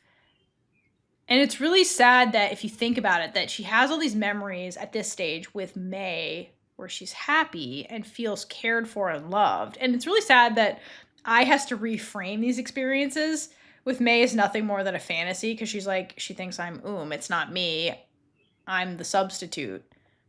When the irony is that, from May's point of view, all these moments she's having with I right now are real. And especially the moments when I drops the disguise and it's more evident she's not being And, like, you can tell from May's point of view in those scenes that May, like, feels that, and that I's being real with her, and she, like, lights up more when I's being I. So it's really sad that, like, May is like, yes, this is great, versus I is like, damn, even the happy moments are clouded by, it's because she thinks I'm it's not because of me. Like, it just really sucks that it doesn't feel real for I on some level, and that must really suck, because she never gets real affection. Like, this whole episode is like I never getting love that's actually directed towards her. Always gets in the way. And, like, even here, she's like, my sister is still ruining this thing, you know? Thanks, Pang.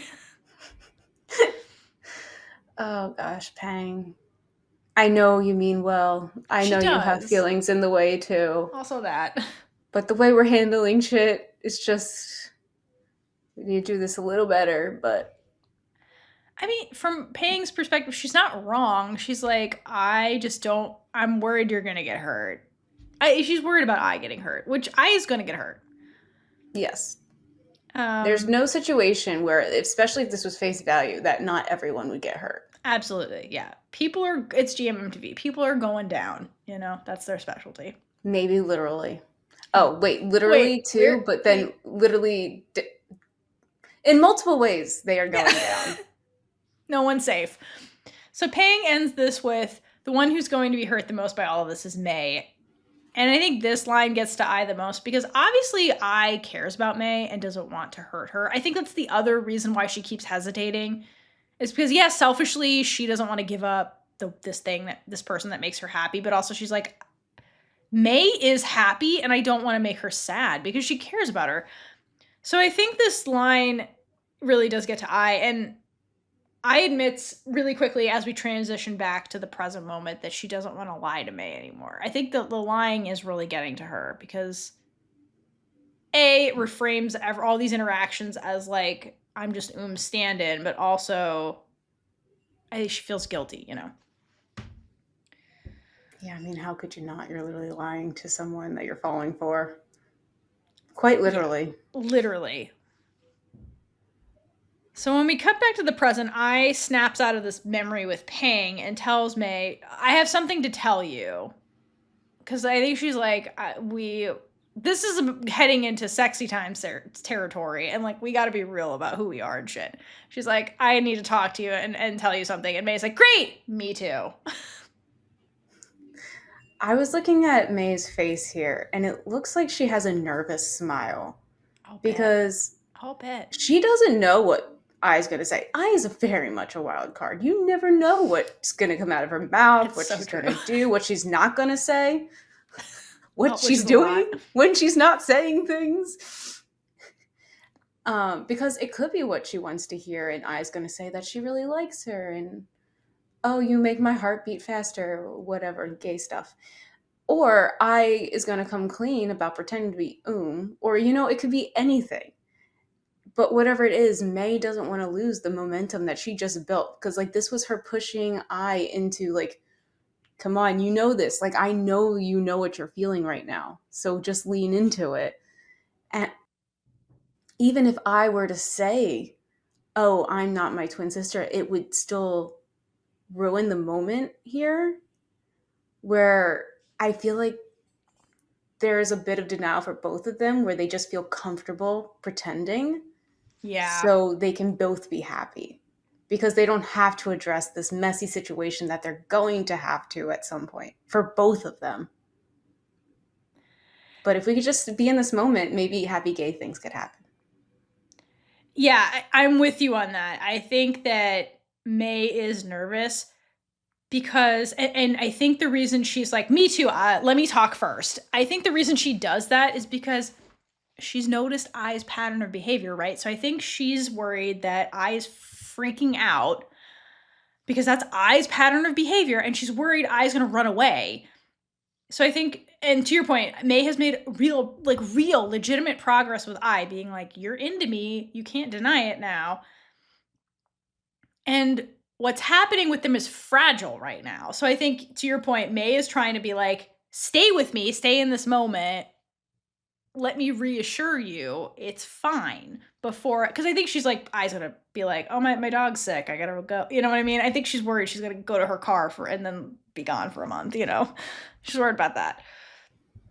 What helps Valid. May is that I freezes when May says that and just like stares silently for a while. And I think that May is onto something because I do think that her like street racer instincts are kicking in where she's like, danger, must run away. I think that's happening.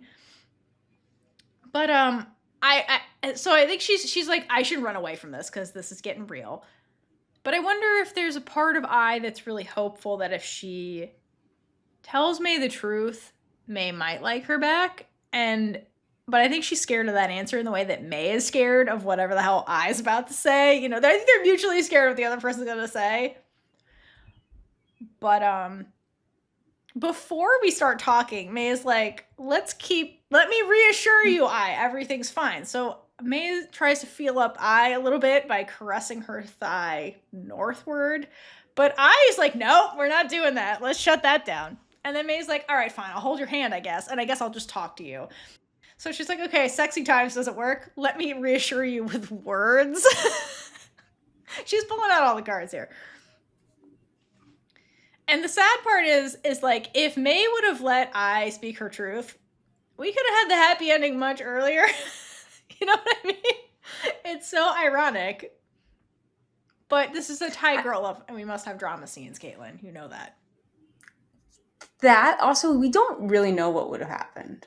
Because then it would have been like the whole thing, like, would May have said, oh, I know who you are too, and like that could have caused a rift, and there's so much possibility. It's true. Here.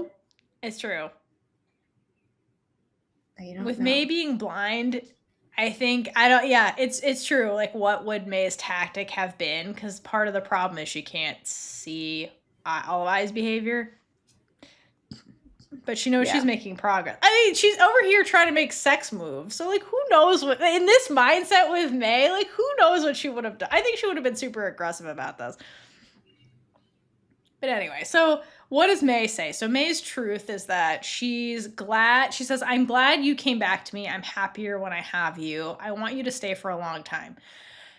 Because I think, again, May is directly talking to I in this moment. Because I think she thinks I's freaked out. And she's like, let me reassure you, I, that this is how I feel. So that you know how I'm feeling in this moment, since you're clueless 99% of the time. And then, like, we kind of get this, like, medium shot where I is just, like, looking at May. And the way she's looking at her, it's almost like I is trying to, like, puzzle out if May is talking about her, because May is happy when she's with her specifically. So it must be hard for I to kind of navigate too, because remember, the and May story was weird, where like they got in a big fight, was gonna break up with her, and then May is happy when she's with I. So it's also like confusing for I when she's cosplay. This is so confusing to just explain, but she's like, is it me you like? I wonder if like part of her brain is like, is it actually me you're into and not my sister? And then I think we get a little bit of insecurity from May, because then she follows up with her actual truth to I with, can you not disappear on me again? Because she doesn't want I to leave her orbit, and I says nothing. So then May starts begging, where she's like, please, please, pretty please. And that's when, and I, that's like catnip to I. I can't resist the please. And I mean, this really is May begging. this is May begging, like, and I cannot resist that. So she says, yeah, well, yep, I'll do it. So, like, there were so many opportunities for I to get out of this, but, like, she cares about her and she wants her to be happy. And then here's May being like, you make me happy, and I's love starved. So she's like, what's the harm if this keeps going a little longer, basically? So she's like, I don't want you to be sad, and I don't want to be sad. So then May's like, yay! And she pulls I into this hug, and then tells her, I'm happy right now with you, like right now. So then that's when I lets herself kind of smile and be like, okay, she is happy with me. That's a me thing, not a thing. Because I think this is when I, against her own better judgment, really starts believing that May likes her specifically and not because we keep getting these moments with I being I, where May's like, oh, I'm happy with you right now. Which obviously is intentional on May's part, but I think this is when I starts believing what May is saying about her, not But also, let's think about this real quick. Because May and your sister have never shared a bed. Who knows what else they have never done, because they've Listen. haven't done anything. Yet May is here making moves on you. Right. Suspicious? I think so. She's thirsty for you specifically. Right. They were together for a while and never did anything. And like, she's meant to throw herself onto I a minute ago. Okay, so here we go. Yeah, again, I is clueless and doesn't catch any of this stuff. So now that May has successfully prevented I from fleeing, she then gets more aggressive in her her flirting. And she's like, listen, you make me happy, now I'm gonna make you happy. And I's like, what? And then she leans back and is like, what are you talking about, May? And May very slowly starts untying her robe and tells I, listen, I want to get back to what we were doing before the bug showed up and landed on your shoulder. Cause like, and it's clearly why your heart was racing a minute ago. Let's go back to that. She's like, don't think, just do. And then May... No thoughts, just gay. No thoughts, just gay. And then May tries to top I, because she's like, maybe things will go better if I lead this interaction. And I is such a flustered mess that the only excuse she can think of to get her out of this is, I'm hungry. Like, right now. I mean... hungry for what? Right. They, the lawyer, who's fully laying on top of I at this point, is like, don't move. I'll feed you. And then, like, I's like freezes, and she's like, okay. And then she gets up real slow and drops the robe, which sends I into a proper gay panic, because I'm pretty sure her brain went to, May's not just a snack, she's a full meal about a second ago. And then here's the meal. And she's like, oh my God, like, this is worse than the lotion thing. Like, so much skin. But, like, great job, Nam Tam. She's so A+++ acting, because so this reaction to it. I wanted, it'd be funny if she was, like, holding up a piece of, like, a picture of something, and, like, Nam Tam had to react like this still. But yeah, this is classic gay disaster I in this scene. She's like, I want to eat something, and May's like, well, I'm right here, so let's. But again, May could have kept going with that, but then she's like, I freaks out real easily, maybe she'll run to her car again. So we gotta push and pull back and let her process, right? So what does May do? May, the mastermind, who shall forever remain undefeated when it comes to flirting, decides to take a different approach. And then we hard cut to the kitchen, where May is in her nightgown, wearing an apron and brandishing a giant chef's knife. Can we just talk about this cut? Because this is the worst cut in the whole show. And I don't mean technically. I think this was beautifully done. I love this transition. It's just the fact that we're going from that scene to big knife May. And it looks like she's going to like chop up I and eat her for dinner. Like literally. It's so good.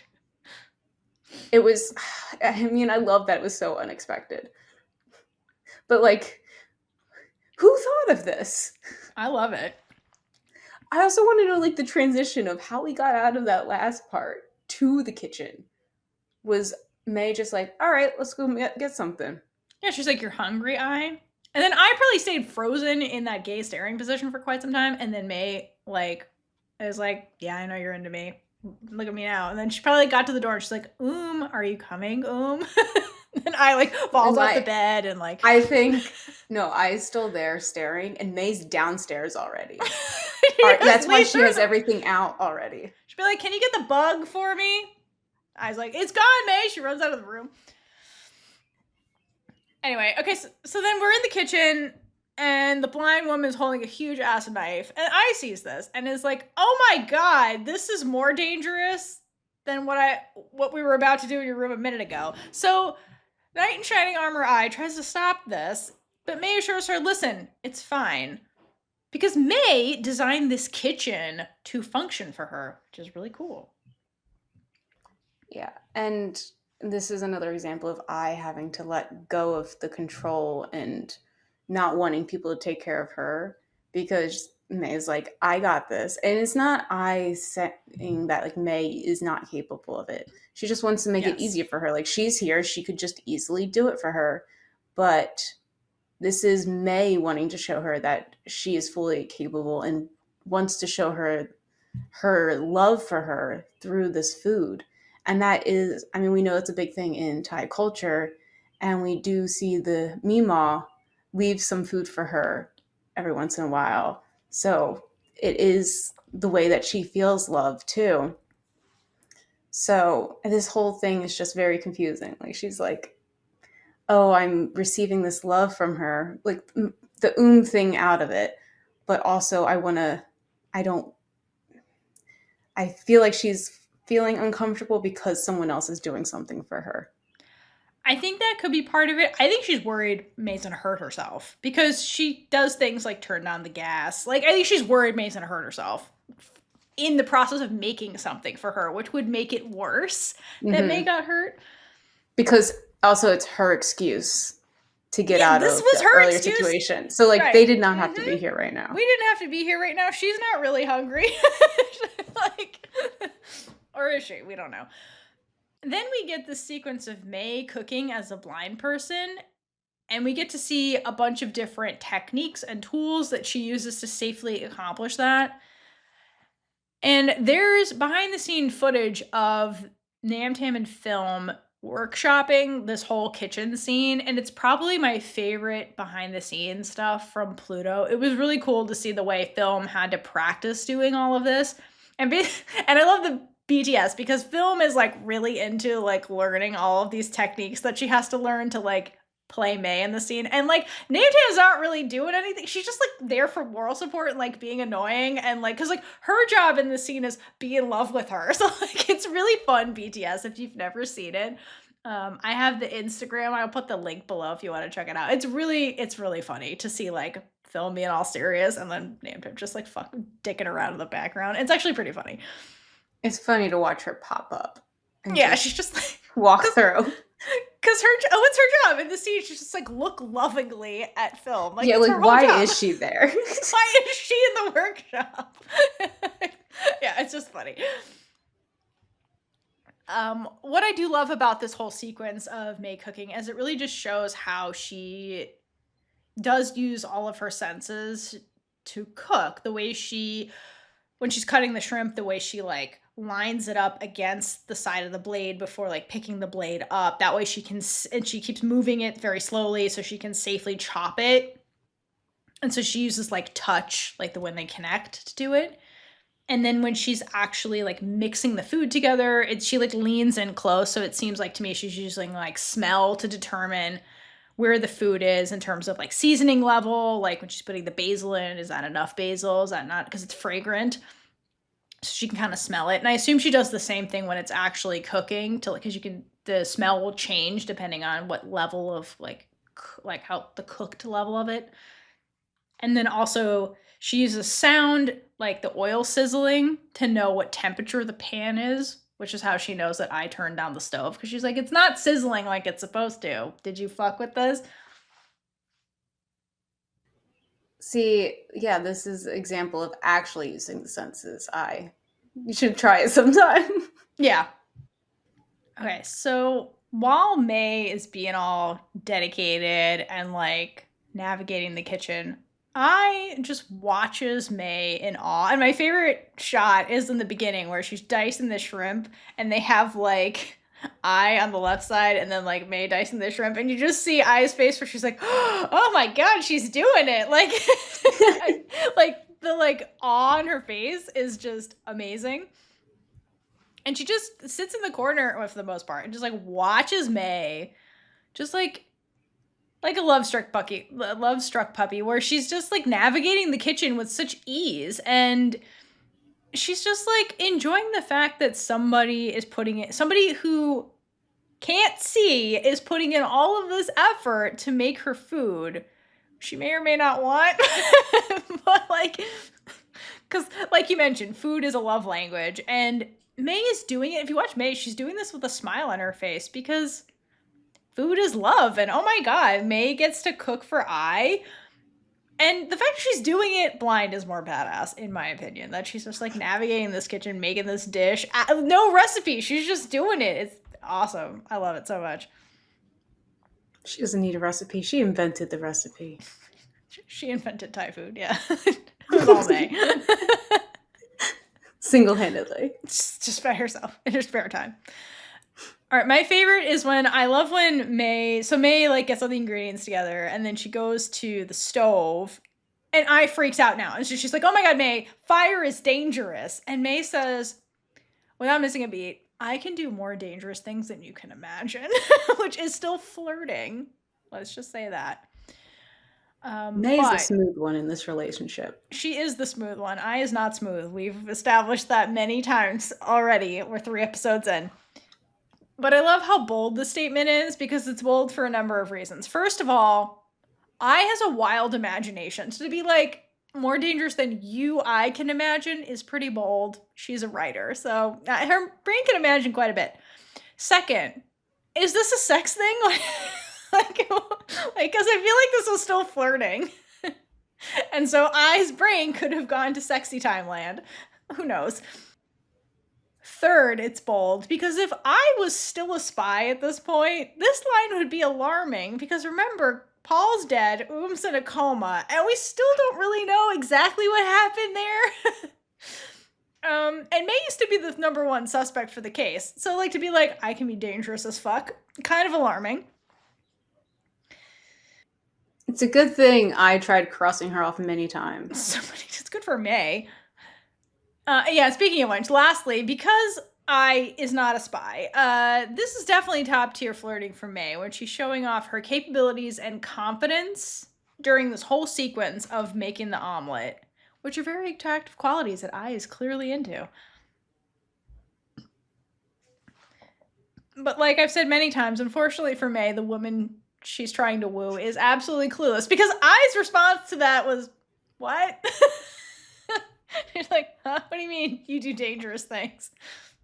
You know, I really understand I because I feel I at this point. This would be me. I feel her in my heart. I love you, I. Thank you for letting me see my oblivious ways on screen. which makes me think this was a sex thing that May was trying to get at. And I was like, what? And May's like, don't worry, you'll find out soon enough. So May finishes the omelet eventually and then presents it to I. And I love how cute and domestic this whole thing is. They're just like being happy together in the kitchen. And I is trying to protect May by fucking with the omelet. And May's like, please stop. Get out of my kitchen. I love at some point where she's like, get out of my kitchen. Go sit down. It's so cute.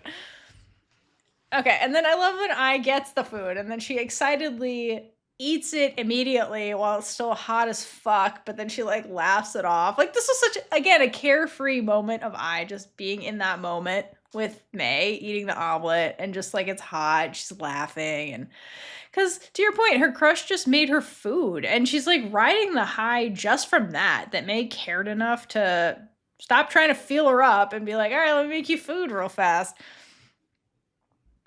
So I tells May the food is really good, and May, without missing a beat, is like, well, if you think that tastes good, wait until you taste me. I'm dessert. I finish that so we can get back to what you started in my bedroom. The flirting is getting more like in your face because she's like, come on, I. She has to. I's oblivious. So, and I freezes and starts panicking, and I love this because I made up this excuse that she wanted food to get out of sexy times with May. And May is like, okay, that's what you want. So she played along with us and made the food, gives it to I. And then I was watching her do this badass thing and was like falling even harder for May. And then when it's over, May's like, when you're done eating the food, we're getting back to sexy times. And I think the prosecution rests your honor. I think May wins the flirting case. She wins. She will forever win that. I know. I stood no chance. But it is interesting to watch I process all of this because at first she panics, but then May's so cute because May won. She won the case, right? And she does this really cute little like bouncy like happy face thing because she made the omelet. She's winning all the flirting. I's into her. She won today. And I watches her do this and she's just like and then her face changes. It's like she's reconsidering everything and she's like, maybe I should give into this.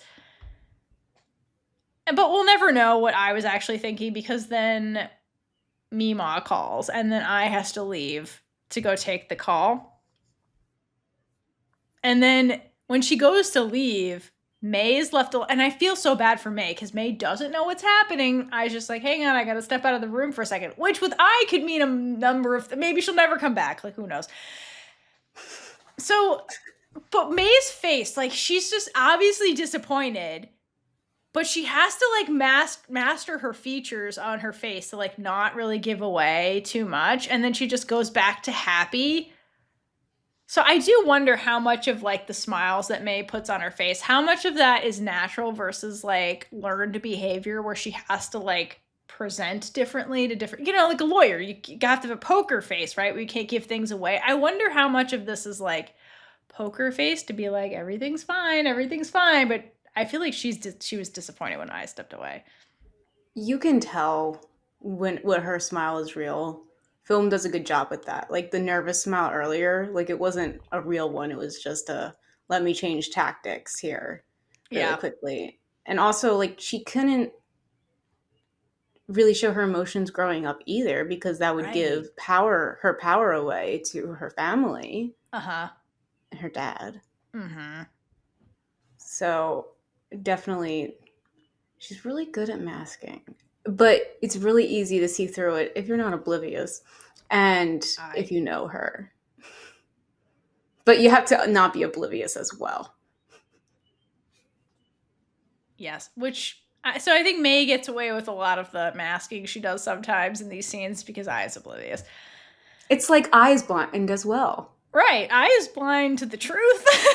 Like, honestly, she is.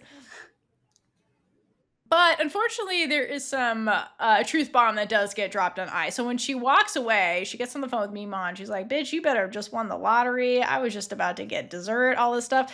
And then MeeMaw is that happy. MeeMaw is like distraught because condition worsened at the hospital, and it's at the stage where I guess the doctors are like examining her and stuff, and so MeeMaw doesn't know what's going on, so it's more scary, and she flat out tells I am scared. So I, being the empathetic knight in shining armor person, hears that and of course like has to go rescue MeeMaw from her sadness, right? Because that's I's instinct. That's just what she does. So, and also she's terrified about what's happening with her sister, obviously. But so I returns to May, and it's really sad because she gets in the room, and then May's sitting at the table all happy, like waiting for her to come back. So I think like it hurts I to have to leave May. It hurts us too. It hurts us too, but as we've seen from the very beginning, family, especially always comes first for I. She will put them above what she wants, and that's kind of what she's doing in the scene. But it's like a low stakes scenario where she's like, I don't get to eat the omelet with you, and we don't get to eat dessert, but I'll come back eventually, right? So I tells May she has to leave because MeeMaw's sick. Which, this was clever because I's terrible at lying. So substituting MeeMaw for what actually came off is pretty smooth. And it's like not 100% wrong. She's like, my grandma's not feeling well because she's upset. So this wasn't a full lie. She will make herself sick eventually if she doesn't go. Right. But I's voice was pretty shaky when she was delivering this. So it's a kind of a clue to May who's listening that something happened and I really is upset right now. Because I flees, right? It makes up excuses like I gotta get something in my car. So I think that May is tipped off that like this is real because I's a shitty liar, right? So May calmly gets up and looks really serious and then delivers one of the most heartbreaking lines in the whole show, which is, if I tried to stop you, I'd be a terrible person, wouldn't I? Because... And this is when she's letting her real emotions show. Yes. This is a truth bomb. And also hauntingly foreshadowing that this line comes back in episode 11 when the stakes are much higher for everybody involved. All right, but I agree with you. I think right now this is a truth from Meg because she wants to be really selfish here and have I alter herself because, to your point, like there's momentum happening. It's fragile, but like it's happening and finally. And so May is like, please just stay. Can we just finish what you started? But May is not a heartless monster. And so she's strategic as fuck though. So she's like, asks this question of I think reflexively because she wants her to stay. But also like it puts I in this weird situation by asking her like, if I told you to stay, that would make me horrible, right? Indicating like, I want you to stay. So what the question does is it causes I to kind of like second guess herself because she's sitting there because you look at I's face and she's like, oh shit, what do I do? I'm going to make her sad, but I got my grandma sad. Like, what do I do? Because I is like family or May, basically, is what's going on in her brain.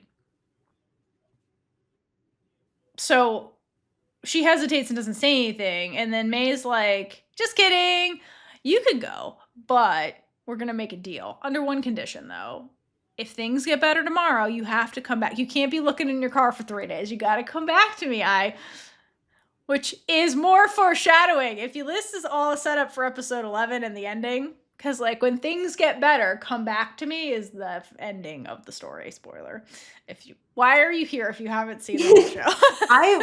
If you're really following this show just for this, I mean, maybe you are. Maybe I think there are people who have listened to some deep dives who have not seen the show, just they like the other episodes, which, you know what, if that's you, hi, welcome, thank you. Thank you. Go watch the show. These are just for you. If I can get them to work. Keep talking, Caitlin. I'm going to send you some cards. Well, I do have something to say because this was the moment that I really was sold that she is masking her emotions because keep trying, Theora. I'm still talking. Oh my God. I don't think it's on. Because the way that she says, just kidding. Good job. People who are listening, Theora finally got her webcam to the heart. See, never give up, Theora. Never give up. Oh my God. I will not let you give up. I know. That's my role. I will come to you.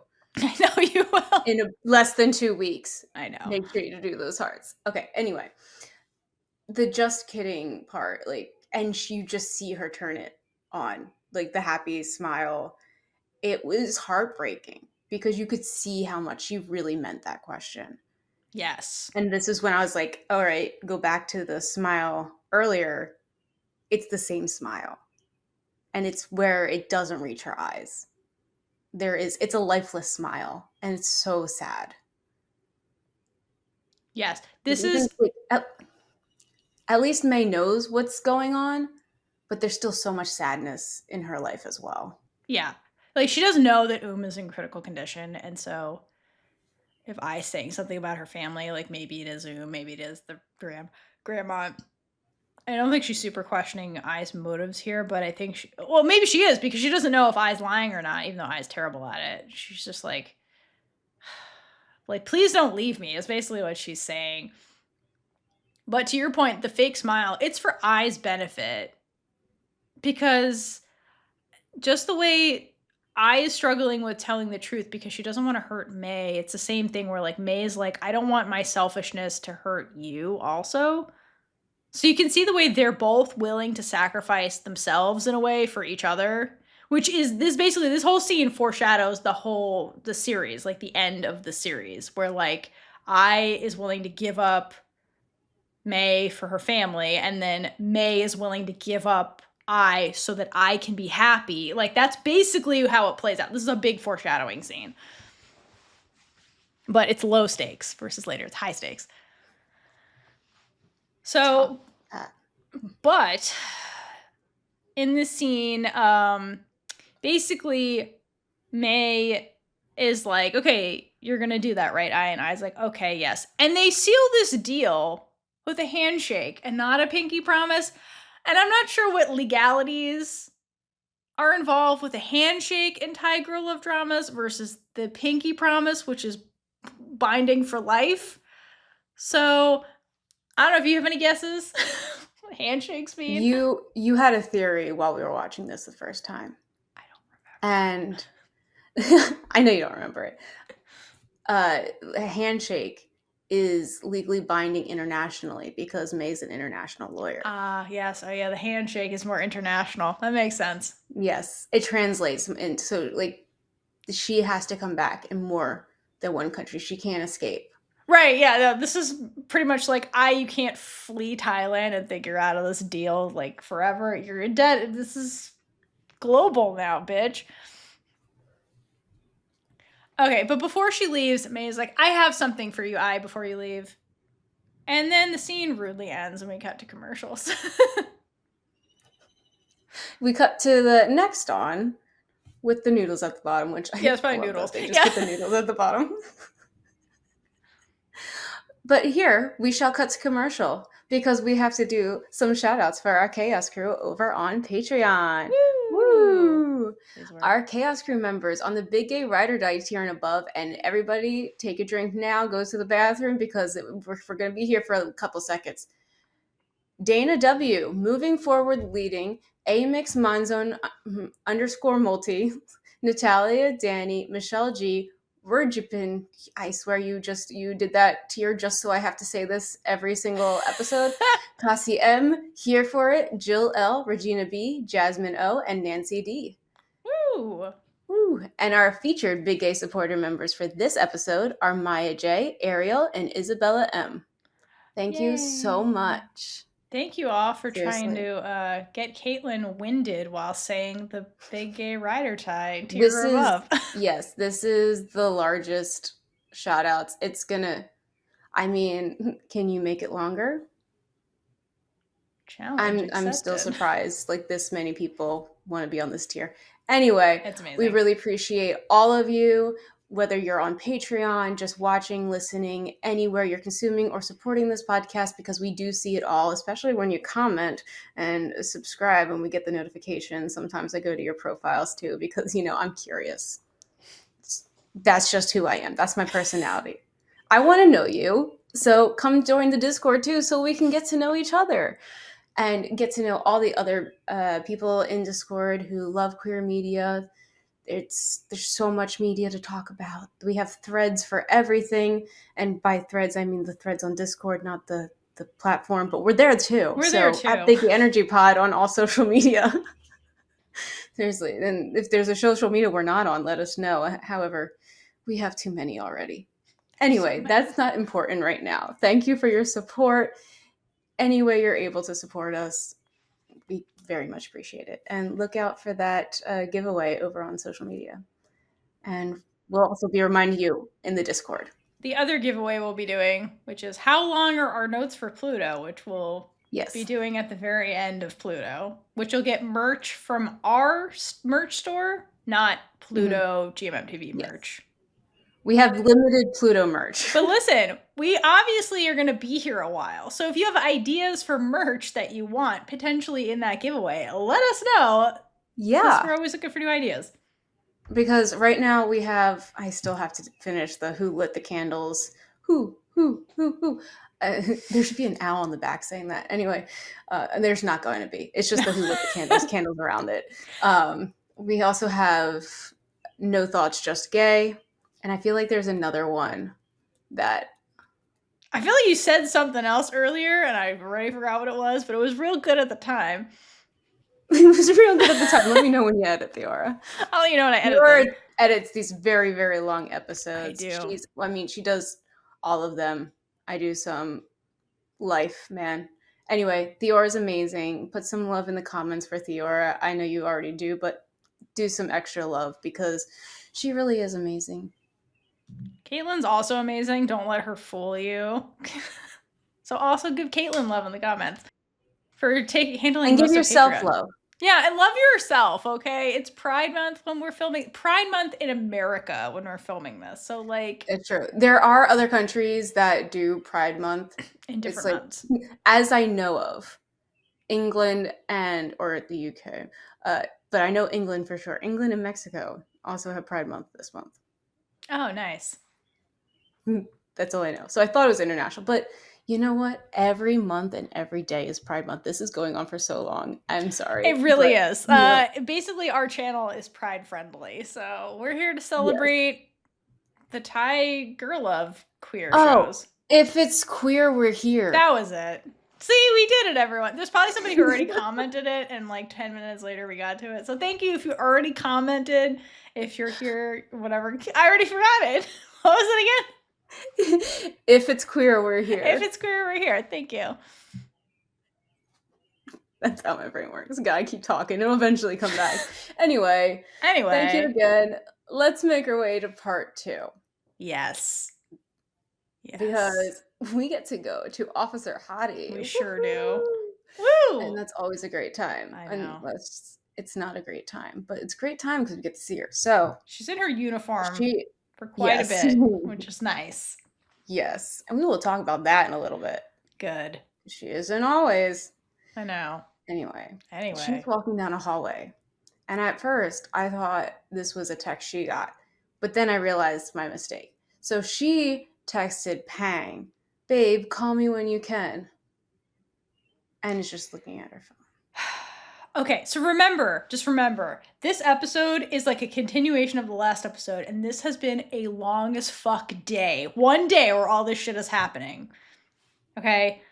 So, assuming that this scene right now with Officer Hottie is the present timeline and not a flashback, that means that Pang showed up at Ai's house earlier in the evening before the bug incident and has been ghosting her girlfriend all night. Because this is later, and she's like, "Hey, call me when you can." So, like, poor Officer Hottie's been being ghosted for a while by Pang, but Pang had time to go to Ai's and be like, "I'm sorry about almost killing May." So I feel really bad for Officer Hottie in so many levels, and it's almost like she either can't or doesn't want to see these red flags from Pang. Ugh, it's so sad. I feel like it doesn't want to. Yeah, I agree. Because she's not oblivious. She's just has heart. All she does really is likes have Pang time is the problem. To think about.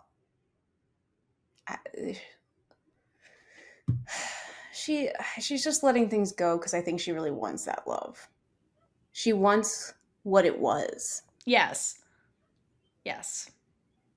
So Hottie doesn't have to think about the text message and no response too long because she gets distracted by Jan. And Jan's not able to open uh, her door because it's stuck. Wait, well, first of all, they're like, wait, what are you doing here? Are you stalking me? And then it's like, no, I'm your neighbor. So they just happen to be neighbors and are noticing that for the first time right now. But Interesting. the beginning of this interaction does not have that. Like, they don't even know who each other is. So Oh, my Hattie's bad. watching for a few seconds before she should probably, like, she decides she should probably go and help because, She's a good why am I person. just standing here watching someone struggle and not offering to help? She's a So gentlewoman. once Jan stops fighting with her door and finally turns around, and she begins to gay panic because Officer Hottie is standing right there. Woo, Jan. Little Okay. disaster This gay. has been a long day, so can you remind me, did they see each Yes. other earlier today? Oh God, Do this you has been a remember? long day. Did they? Is this still aquarium planetarium day? Wait, because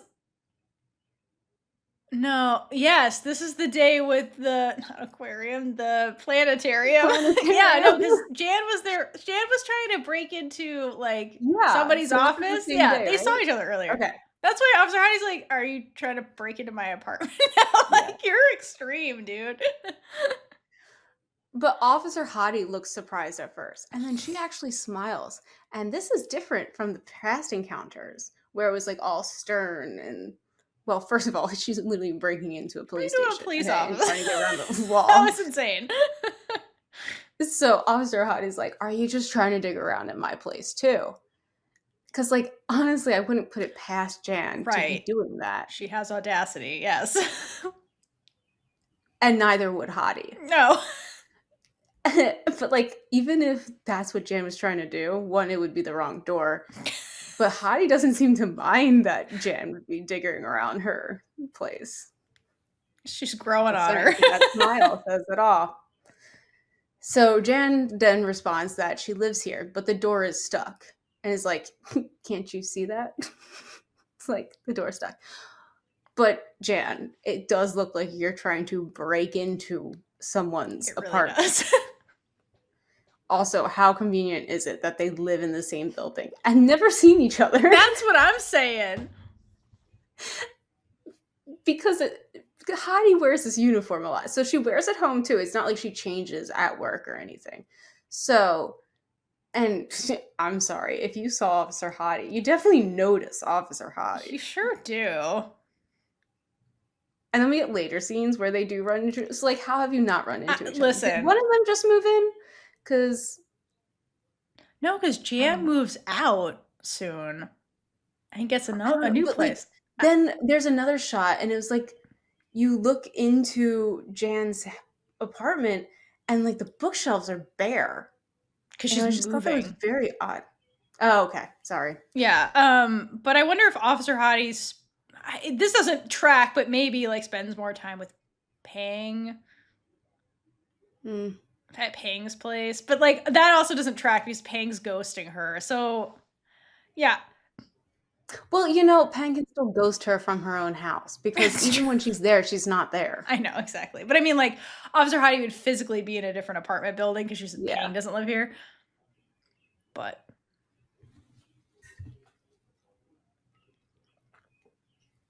Okay. But then Hottie's like, "Let me handle this," and takes over. And then lightly tries to open the door without much force. Like, she didn't just, believe Jan. yeah. I'm, She I'm didn't sure believe she's Jan. probably like, "I can just turn this doorknob and it'll open real quick." Right. To be like, yeah, you weren't breaking into this place. Okay. And then she's like, oh, okay, wait, this is real. Well, even if she was trying to break into it, it's not like the door would be open still. Like, what Listen. did you? I don't know. I don't know if anybody was actually thinking right now. No But thoughts, just Heidi gay. is thinking now because she tells Jan that she thinks the humidity made the door swell, and then asks Jan if they should join forces. And if that's not a loaded foreshadowing question, I don't know what is. Listen, yes. And of course, whenever two women who happen to love women or might even love women team up to do something. Naturally, they're gonna fall for each other. That's the lull of lesbianism. It is. But instead of both of them falling and one being on top of the other, because we see that with I and May. And I and May, yeah. The episode. This is multiple smoother. times. Officer Hottie stays upright and catches Jan in her arms. Oh, she does. And this is when Jan is fully falling for Officer Hottie. Because how could you not? Look at her. Just listen. First of all, this was smooth as fuck. And I really should take wooing women lessons from Officer Hottie, because it's an actual crime Officer Hottie is single at the end of the show. Like, how? Like, how? No, seriously. How? Officer Hottie? And someone else, I apologize, I don't remember the username right now, but I actually was on TikTok. They were like, Officer Hottie should end up with And I was like, I agree. That's what I've been saying. I thought Officer Hottie should end up with They're both Plutos, and they would understand each other really well. In my dream fan fiction, it ends, and then eventually Officer Hottie gets with and that's the end game ship. That's my end game ship, is those two. I think they would be really good together. Okay, so first of all, there's the Officer Hottie appreciation, because wow, this scene. But I also love, we have to also appreciate Jan's thirstiness as well in this scene. Because her brain is immediately like, wow, she has nice hands. Which is the gayest thought a queer woman can have about another woman, is look at those hands. But I love how she's like listing it off: slender, pretty, and clean. And then she says check. So it's like, these are her requirements. And like, there's no way she's not thinking about all the things that those hands could be doing. Yes, that's what I mean. That's the thirstiness. And she like continues to stare with this adorable, dopey smile. Oh my god, it's so cute. Until Officer Hottie finally asks her what she is staring at. But she does let her stare a little bit, because, you know, she knows what she has. She does have the self-confidence, just not the confidence to treat herself right. She's like, a little scarred by paying, and probably her job as well. I think they're both wearing her down, those two things. But Jen panics because, you know, she was having gay thoughts. Oh my god. And she picks herself up while she continues to say, your hands are strong. So she's like, I'm not getting out of staring at your hands. I'm not even going to try and play that one off. She's not smooth. Just like thanking her for catching her. And Officer Hottie, again, plays a cool, smooth, and it's like, they're neighbors after all. What else was she supposed to do? Just let you fall? It was instinct. I didn't even think about it. Right? She's a gentlewoman. She's like, that's just what I do, saving women. Jan's like, oh my god, this is getting worse. Was that a thought? Like, oh, should I, like, what, how fast was that decision to be like, oh, I'll just let her fall. But should I not? We are neighbors. I guess I have to catch her. Officer Hottie thinks real fast, and then she's like, no, I should save her. She was breaking into my police station earlier. Maybe I should let her fall, learn a lesson. But Jan may not be able to play it cool, but she does know what she wants. Yeah. She tries to get it, too. Before Hottie can leave, she stops her to give her card, aka, here's my number, call me sometime, hot stuff. Yes. That was Jan. That's Jan. But she doesn't actually say that. Her eyes said that. That would be too direct. She actually tells Officer Hottie that she's a tarot reader, and whatever she wants to know, she should just contact her and she will get her special service. Oh, I'm sure his special service ends with a happy ending, huh? It just keeps getting gayer from Jan. Like you go from like not knowing much about Jan, and then she turns up the gayness 100% in this scene. Yeah, you're like, Jesus, it's Jan. At this point we knew everybody was gay. Are there straight people in this show? I don't think so. They are the minority, and that is our favorite. Yes. Happy Pride, everyone. Hashtag happy pride. And then Officer Hottie's like, thanks, but no thanks. I don't like having my fortune told. And that's because she makes her own fortune. Because she's a badass bitch. She is. And Hottie then just like makes this 100 times worse for Jan because she diabolically smirks while walking out. And it just leaves Jan stunned that it did not work. And like, she does something very similar to I. And it just made me think, like, how is Jan not the one that is friends with I? Because the way Yeah. she turns into a fool around Hottie seems very familiar. And like, especially the way that she reacted to like not getting her way in this interaction too. She was just like upset with herself, and the way that she handled that afterwards, it was like they're very similar. And part of me wonders if saw these similarities too, and she was longing for that connection with her sister, so she chose Jan Jan. as her Ugh. friend and to be close to her, to like get that somewhat similar relationship.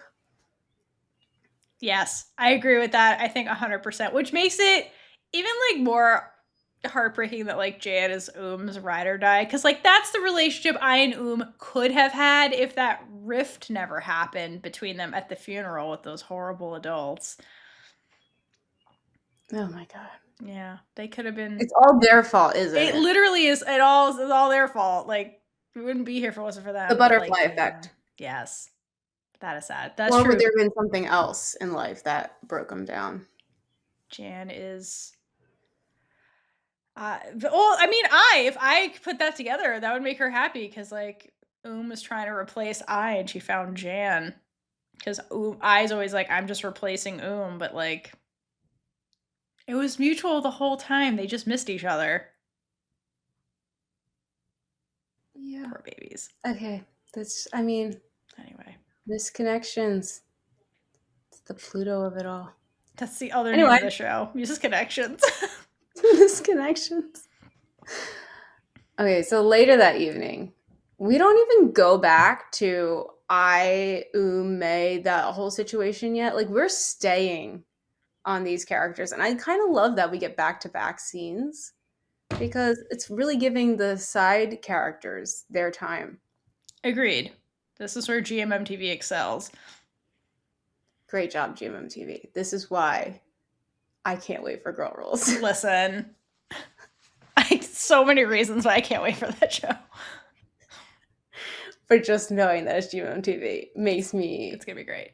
Have all the confidence. Anyway, so later that evening, Officer Hottie just got out of the shower and is unrecognizable without the conformity of her work attire. Because again, I don't know how many times I just have to stare at her. I'm like, who is this? And I don't know why it's so hard out of the uniform, but her uniform, though it does look extremely good on her, like extremely. We've like so good. Talked about this uniform. Okay, it shows her being rigid and in control, except when the men are making it so she's not in control, and that's a whole nother story. But this is the first time that we get to see her out of this conformity, and it is interesting that we only see it now because she looks emotionally down walking towards her bed. Yeah. And she smiled so much during the interaction with Jan. And Jan was obviously giving Officer Hottie her full attention. Something that she hasn't gotten in I don't know how long. I mean, we really don't know the timeline for Pang and Officer Hottie's relationship. Yeah. I don't believe. Yeah, they don't really give us like timestamps, but like they've been dating for maybe it might be a year. Because I think at one point Officer Hottie's like it's been a year, so I think they've been dating for at least a year. But like, who knows how long they were actually happy? Right, exactly. Like we don't have the full timeline. Yeah. Like, Pang's feelings for I go deeper. And I'm sure like at some point they really were happy, and that is what Officer Hottie's clinging to. but this is something that Pang hasn't been giving to Officer Hottie. Like, she has not given her full attention. We could just go back to that scene where Yeah. she's literally there, but not there. Right. Her thoughts are on I and May, this force that is another risk in many ways. Anyway, Officer Hottie looks torn as she walks in and lays on her bed. And Hottie looks at her phone and rolls her eyes a bit before she lays back because she does not have a text back Still. still. Like, she saved Jan, showered, all this stuff, still nothing. Like, Pang has been ghosting her. But she had time to go see I. Yes, because, I's important to her, which, really your girlfriend should be important to you. I mean, you could at least just text back Kay That, to I'll call you when I can. yes. I mean, that would be really rude just to text back Kay, I but, mean, yes, but something, not full on something ghosting. that tells her that you're not in a ditch dead because she's a detective. She's worked with all this shit. You could have been kidnapped. Anything could have happened to you. Her mind could be running. Like, who knows what case she had that day. Seriously. Anyway. I'm surprised it doesn't, and she doesn't freak out more from, a police officer perspective. That's valid. With the trauma in that too. Yes. And she just lets all her breath out as she lays back because, you see it, you can tell she feels frustrated about this. And, I'm assuming that it's Pang still not texting or calling back, which is making her frustrated. So Hottie sends another, not peace offering, but another bait to get Pang to, be a participant in this relationship, and texts her saying, "Miss you, babe." And we cut to Pang, and her eyes go wide for a second. And I'm not sure if she's just remembering she has a girlfriend or what's happening, but I was like, why are your eyes? And it's a very split second. I'm like, why are you so surprised at this text right now? And Pang responds, because I guess now she decides it's a good time to respond. "I have to work on a customer and garden design tonight. Talk to you later, babe." And I'm like, okay. And then says good night. So, doesn't even let Officer Hottie text back. Just shuts Like, down the conversation, basically.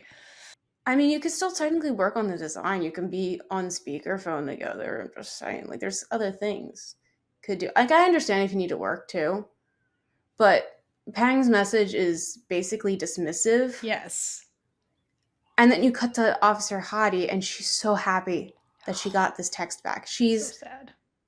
Well, okay, first, she knows that her girlfriend's not dead now. She can, if those worries were in her head, I mean, technically it still could be a kidnap, but you haven't heard her voice, just Listen, saying. where's the text? Could be kidnapper until proven innocent. Anyway, but Officer Hottie's craving this affection so much that she doesn't care what Pang does. Just the act of her finally messaging her makes her happy. And girl, I just need you to value yourself more because this is not the relationship that's good for you. You have not found that yet, and you need to go meet Yes, go meet Because honestly, I There's no way not this was into never. her. There was no way Mhm. of rectifying the situation either because Pang really did not treat Officer Hottie well. No. And, I understand the other feelings being there, but Correct. there needed to be more honesty, separation, and we'll get there. And we But do right get now we're there, here. which is really great because a lot of television shows don't fully depict that. So I think it's they're just establishing that this is not in a good place. This relationship, it's become very one-sided.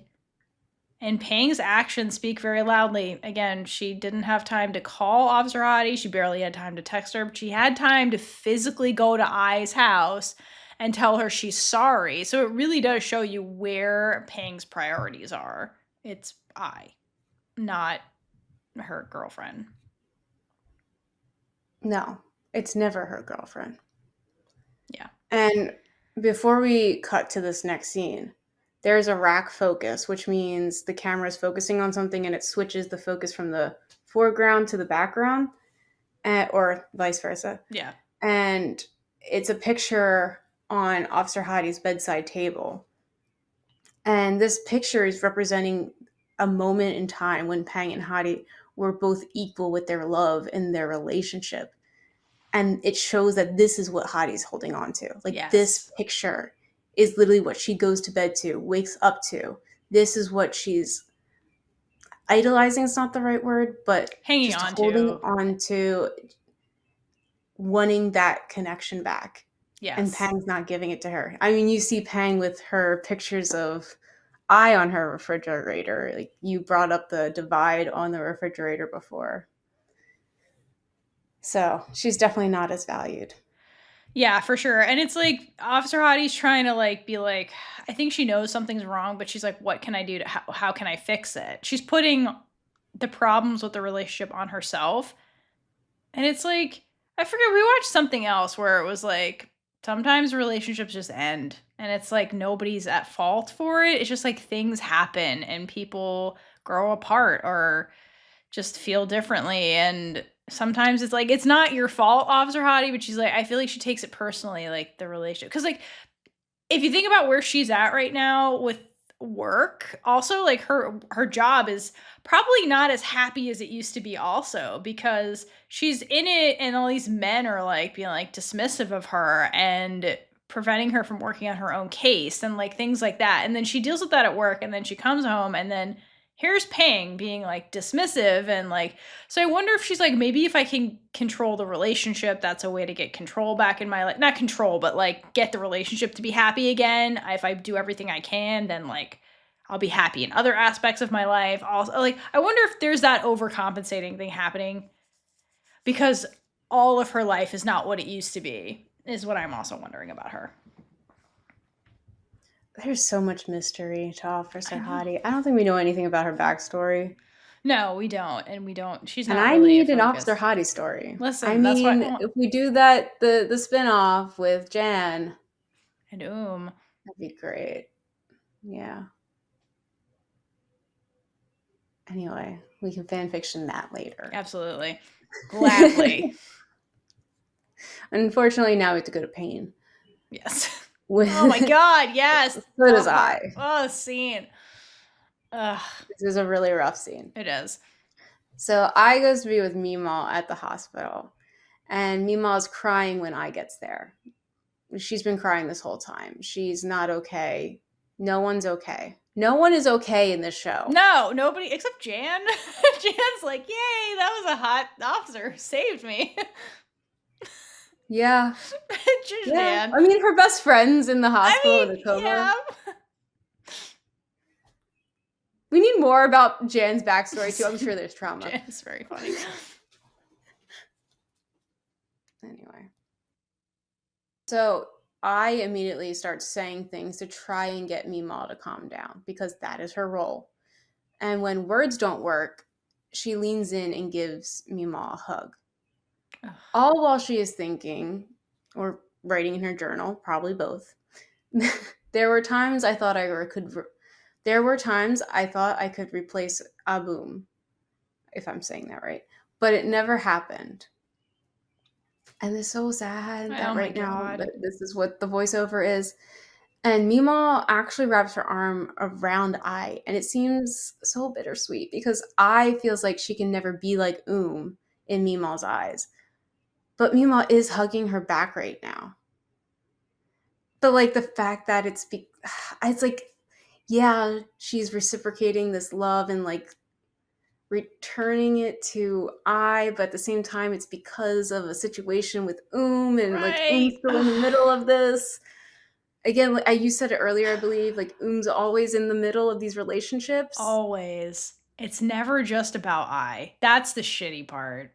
And it's so sad because she's so touch-starved that like she wants that hug from her grandmother so badly. I think that's part of the thought. She's like, well, she can't hug she can hug me. So that makes my grandmother feel better, and at least I get a hug, even though I feel like this hug really isn't for me. It's the May situation. She's like, I'm getting this love, and it makes me feel love, but I know it's not really for me. They want So she just always feels like she's everybody's replacement all the time. And that's all anybody sees her as. Because like what happens in this scene? She gets the hug and then we like go from the close-up shot of I just like in this hug with MeeMaw, and then we pan back and the doctor's leaving room now finally to tell them what's going on. And what's MeeMaw doing? Not focusing on I at all. She's still staring at right? And this scene like broke me from start to finish because while MeeMaw is like watching like a hawk, eyes are closed. Like she's like in that hug, trying to savor as much of this hug from her grandmother as she possibly can. But she's just replacement in this scene, and MeeMaw's only focusing on I. So the minute the doctor emerges, MeeMaw shoots out of I's grasp and like immediately is like, "What's going on with Like?" And it's so sad because then it just leaves I on the bench, just like utterly dejected again. Is this how we started the episode, right? It's, with teenage I, who is feeling a different kind of rejection from MeeMaw. And it's like almost like I is trapped in this endless cycle of being cast aside for Like still, she's the 30-year-old adult. This is still going on. At least she feels like that's what's going on. Yeah, and you do see her, as you said, like left alone in the frame, but she's so small. She looks like a child, actually, just sitting there, reminiscent of sitting at the funeral alone. They were there, but there were like and the MeeMaw were there, but they were together. They didn't include her, and now again she's not being included. Yes. And we cut to I, and you just see the look of disappointment on her face. Yes. Because she not only feels it, she knows she got left behind again. And it's not just the fact that MeeMaw pushes her away. Like, she doesn't push her, but she doesn't even remember, seems like, that I is hugging her right now. And it's the fact that MeeMaw says, when can I go see her? And not when can we go see her. I is no longer a thought. I doesn't exist. And the doctor tells MeeMaw that had a bloodstream infection that led to hypertension. Is that She was septic, is what happened. Okay. That's what happened. She got sepsis. She probably got a hospital-acquired infection. So they gave her antibiotics and like, I think they mean hypotension because that's part of sepsis, because they're like, we gave her ionotropes because they had to get her blood pressure up. I think that was a mistranslation. She got septic. She went into septic shock, which is scary. But now she's stable, is the bottom line. Yeah. So like he continues telling them about all the stuff that they did to help her, and then like finally tells them that she's stable. And I was thinking, like, why didn't you just reassure them that you're stable? She was stable first. And then I was like, they probably would not have listened to everything that you did, and you wanted them to retain that information. So I get it.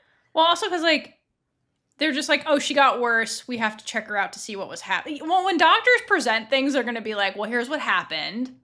And here's where we're at now. She's doing better. Because like MeeMaw literally knew nothing. Remember when she called I? She's like, I don't know. They're seeing her right now. So like they were like, here's what happened. Like that's kind of like the order of the story and how the doctor would tell you that information. I mean, it does make sense. Just as the person hearing it, you'd probably want to hear the ending first. Especially if it's like, she's stable, but here's what happened. Yeah, doctors don't think but like I know that. That's not how doctor's how not going to tell you it like that. That's not the order of operations. But when they do hear that she's stable, you see I and MeeMaw just let out this breath of relief. Yes. And after I feels the relief for just a second, she quickly looks to MeeMaw to check on how she's doing. It's always the thoughts go to someone else. It never, again, sitting with herself and like just letting herself feel the relief. And MeeMaw does not look to I. Like as once that doctor comes out, she never looks to I any again. It's almost like I is a ghost, which makes I feel uncomfortable probably, and she doesn't know what to do because in this moment, what do you do? So she falls back to her humor and tells MeeMaw that she forgot to thank the doctor because at this point, MeeMaw is thanking. Oh, I forget what the exact thing she said is at this point, but she's thanking to the. Thankful to her faith, basically. Yeah, thank you. And Oh my God. I was like, you so forgot to yeah, thank the doctor when the you're doing all your doctor. thanks there. The doctor's the one that helped her. Like, she's being an asshole, but she ain't wrong. Yeah, yeah. I do love that she says this because Mima was praying, and of course, like that is more than okay Yeah. because she's been praying this whole time. Just it's been making her feel better because like what else is she supposed to do? There's Right. nothing you can do in the situation. So Right. if this is helping her, by all means, like Right. it's there's no harm. Just so but sometimes people forget that the doctors are really doing the ones that are healing your loved ones and don't see that or like appreciate that enough. So I just love that she's like, don't forget the doctors too. They did the work. They did the physical work. Also, the nurses. Never forget nurses. Nothing Yes. would Oh my get gosh. The done in a nurses. hospital if not for nurses. Doctors write orders, the nurses actually do it.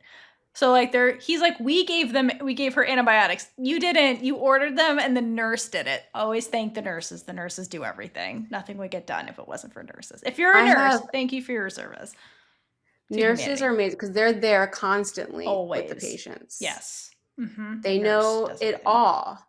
And I've never been a doctor or a nurse. So I can't comment on the authenticity of this, but I know in a lot of shows there's a lot of nurses telling doctors what they should do or like giving advice. They can't Yeah. actually like prescribe anything, but like they'll No, that's give real. recommendations and they're just not appreciative enough. Yeah, that's real because the nurse knows They don't get paid the nurse enough. knows the patient better because they're with them all the time more than the doctor is. So they do give advice where they're like, well, I saw if it wasn't for the nurse, the nurse is like, I saw this morning, I saw that this morning. Like their information is invaluable. So a lot of times they'll be like, I think this is going on, and the doctor will be like, okay, and we'll act on it if it makes sense. Like Honestly, why are nurses not treated better? Because they I don't know the difference in the misogyny schooling, because but nurses yeah, are that too. women, so it's And lesser like role male than the nurses doctor. can't be a thing apparently. That's not true, but It all anyway. goes back to But like misogyny seriously, and patriarchy. they That's know why. so much. They're there all the time. Yes. Just again, nurses. Thank you for your Thank you for your service. If service. you are a nurse out there, let us know because we want to praise you as well. This is the praising episode. Yeah. Praise be to all of you. Okay. Anyway, MeeMaw tells I to stop bugging her and to just go home and light incense sticks to thank all the divine beings. And she will take care of them. Okay. But I tells her that she's been there long enough, meaning MeeMaw's been there long enough, and I will take a turn staying at the hospital with And so MeeMaw says something like Oom's stable or like she's getting better. And like honestly, I don't blame MeeMaw because if I was there all the time and like the person's like finally doing a little better, I'd be like, I'm not leaving now. Hell no. But then MeeMaw says, I want to take care of her myself. You can't do anything. You should go home, Yeah, this which was is not the the thing. biggest slap in the face. No. MeeMaw does not think before she speaks at all. No. Because all I does is try to be there for her family, try to solve problems without them even knowing, try to love them even when she doesn't feel like enough. And this whole family's a catch-22 situation, but Yes. in the scene I wants to be there for MeeMaw and her sister, and maybe feels a bit guilty that she hasn't been as much as MeeMaw has, especially because she's with May. Like, she's letting herself be happy, and that guilt of being with, choosing her happiness at times and rather than being with her family 24/7 is probably eating at her. But on the other hand, MeeMaw doesn't want to put any of this on I either, because then she will feel like she isn't doing her job. And like, at the end of the day, this entire family is just doing the same thing, but it's hurting them all. Yeah. I think the biggest thing, I agree with all of that, and a catch-22 is a really good way to put it. I think a lot of the problems lie with the fact that MeeMaw and I are incredibly similar. Like, they're so similar. Like, you see the way they both get, like, you know, like, cheeky with each other, and the way they banter, they're very similar. And they think they both have that self-sacrificing thing in common. And so when you have two people trying to out-sacrifice each other, you're gonna get missed signals. Someone's like, gonna get hurt. Right. Somebody's gonna be like, damn it, you know, because like that's both, it's their nature, right? And so if one person gets to be watch Vigil over then the other one doesn't, then the other one's gonna be sad because they want to be there too. But the shitty part is that technically we could both be there. That's what I'm just getting at. Yeah, exactly. Like, MeeMaw could just let I sit there with her, but it wouldn't be in her nature to be like, I have to make the sacrifice. And then you have the added layer with MeeMaw where, like, she's the elder of the family. She's responsible for the twins. And so, like, I think there's an added layer of her being like, I failed somehow as her guardian that I doesn't understand, because I is the big sister. So she has the big sister guilt when it comes to but not the guardian guilt. So I wonder if that also really is something MeeMaw carries. She definitely does. It comes up in the show, but I wonder if that adds a layer of just like responsibility to this whole situation that drives MeeMaw to like push I away. I don't know. Like, yeah, it's a catch-22. Nobody was gonna win this situation. It's just they're not communicating enough. Like, they talk, but like they, but it's not, we're not getting at the root cause of the issue, and people are getting hurt in the process.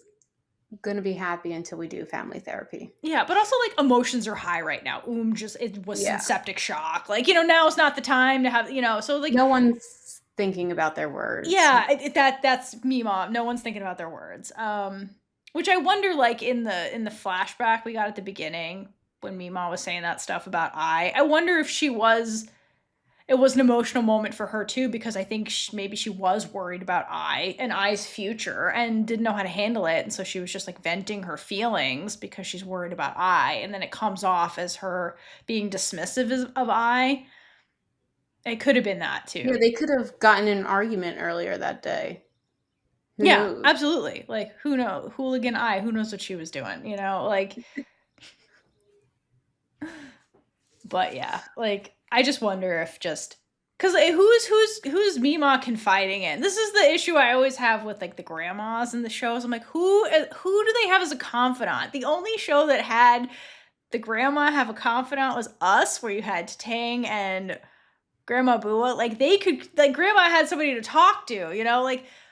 This MeeMaw is all on her own. Like, when they're in the house, it's her and the twins. Like, she can't talk to the twins about her problems, She just is kind of stuck soldiering a lot of these things alone. And she's human and is going to make mistakes. And that's a really hard position to be in. Like, MeeMaw's position is really hard.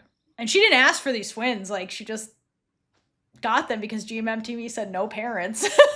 In this show, and they're like, here's some twins you didn't ask for, like, be a parent again. Like, that's a lot to ask of a person, and just like, damn, like, she's got under a lot of pressure too, like, and she can't unburden that on the girls, or she feels she can't. My theory is that all the grandmothers have a secret lover to confide in. One day we're going to get the grandmother's story, and it's just going to be all the grandmothers, and they're all going to be intertwined storylines. I'm here for that. Sure. I remember that. Girl Grandmother's rolls. The first generation. Girl rules the golden years. That's all the grandmothers. Oh, hell yeah. Give me that show. I want that so badly. I'm waiting for it. It's I'm just waiting golden for girl someone to do rules. it. That's about the grandmothers. Oh my gosh, I love that. I want the golden girl rules so badly. We just want to stay happy, but we're not very happy right now. No, it'll get happy eventually, but not right now. Yeah. So I heads back home feeling defeated and sees the container May gave her to take with her hanging on her bike. So this brings us to a flashback of her leaving May's when May hands her this container because I said she was hungry. And May tells her not to forget to eat it while taking care of her grandmother. And this shows that May does have I figured out already and knows she will starve herself putting others first. Which is Because also I will do that. Which is also what MeeMaw does, because they're the same. Yes. Okay, so this scene is the continuation of the scene earlier before we cut to commercial, where May's like, I have something for you. Here was the something. First of all, I love the container she gives her. It's this cute little space-themed container, which May just had in her house. Like, that's adorable. Like, the container is super cute. She loves the planetarium. Maybe she got it there one day. That's May's personality. She's in this house. If she got it the day in high school? She got that container, really and now cute. she's giving her food. She definitely, she bought the mug. That will come up at the planetarium. And then I wonder where she got this from. But it's so cute, though. Like, this whole house she's in is, like, void of May's personality. But then this container is very much May's personality, which makes this gesture even more endearing from May to I. So super cute. But the key when she gives her this is she says she's giving May's giving I the omelet because she cares about her. Okay, so I was watching this and I'm going, why on earth are you showing me this now? You could have just finished the scene and then we could cut to the hospital. This is weird that you did. GMMTV knows what they're doing, okay? The reason they did this is because they had to show us that I's family doesn't, from I's point of view, she doesn't feel cared for by her family. But here was May being like, explicitly telling her, I care about you, which is the words she wants to hear. And in this flashback, when she's accepting the food, smiles super brightly. And I do wonder, when was the last time I genuinely heard someone say that to her? Never. Like, when? Like, when she was the day before her parents died. When her parents were alive? Like, not only to hear that, but then actually have somebody do a gesture, like make you an omelet, which shows that May cares. So it's not such a May is giving her empty words. She showed her how much she cared, that she was like, all right, pause on the sexy times. I'm going to go make you food. You know what I mean? Like, May went through all that work for I don't know. I don't know the last time that happened for I. And so, like, this is a transformative moment because here's the thing she wants. Somebody who clearly cares about her and is telling her that. Right? So regardless of like the May shenanigans of the scene, I think for it's becoming really evident that May is becoming special to her in a way, because no one has treated her like this ever. She hasn't seen this kind of caring kindness who knows how long. So yeah, this is a big moment for I because nobody treats her like this. But the real shitty part is that there's still that shit going on in the background. And it's almost like I's only capable of finding love if the other person thinks she's because they put this here because if you go back to the scene in the hospital, what happened? I finally got a hug from MeeMaw, but it wasn't a hug for her. She was substitute And then here's this scene where May is like, okay, I really care about you. Here's food. And I's like, yes. But she thinks I'm So it's always like the love is always for and I gets it secondhand. You know what I mean? Yeah, that's a really good point. It's so shitty. Is just there haunting her. Yes, is haunting I constantly. And the fucking irony is that when we get Oom's point of view, the opposite, the same thing is happening to Oom, where Ai's haunting her. Like, it's just, it's wild. They're haunted. Seriously. There's also a moment right before I smiles big at May. Sorry, the names still get confused in my head for some reason. Where it looks like she's having a hard time believing that someone cares this much about her. Because even if her parents loved her and the same, it's been so long since she felt that love. And when you're that young, you're going to forget that, especially when day in and day out, you're not feeling that. Yeah, exactly. Like, go back to the start of this episode. So if she had warm, fuzzy, being loved feelings from her parents and hasn't really felt that since the funeral, and what she said in the very opening scene was that she keeps getting beat down. Like, that feeling of being stepped on over and over again, you know, like, so all she has is these negative feelings that she's had in the in-between. So then when this is happening with May, like, again, it's got to be this intoxicating experience for Ai to have that warm fuzziness coming back, like, that she hasn't felt since she was a child, you know? Like, that's huge. And so, in summary, I think it was a really good editing choice to put this here as a flashback rather than continue the scene, because it's much easier to contrast this scene with May to the scenes with Ai's family. Because remember, I left May, this person that told her I straight up care about you, to be there for MeeMaw and and then MeeMaw rejects Ai. So I wonder if Ai is wondering, like, what if I had chosen May? Because remember, there was that period where she hesitates and May's like, please stay, basically. And Ai's like, well, fuck, like, what do I do? I wonder if she's like, well, what if I had stayed? Would I be happy now instead of sad? Like, did I make the wrong choice, you know? Is she even capable of feeling happy? Because would she be happy if she stayed? Or would she just be thinking about what's happening at the hospital? I mean, is that not her catch-22? She was going to be sad and guilty over one party or the other, no matter what choice she made, you know? Her life is sad and guilty. My poor baby Ai. This is the I needs a hug. This is the I needs a hug big episode. Hug from everybody who cares about her, so she can feel it. Seriously. And then me, I want to hug Ai. I want to hug Ai too. I'll be in that group hug. Put me in, coach. Group hug. I've been training for this.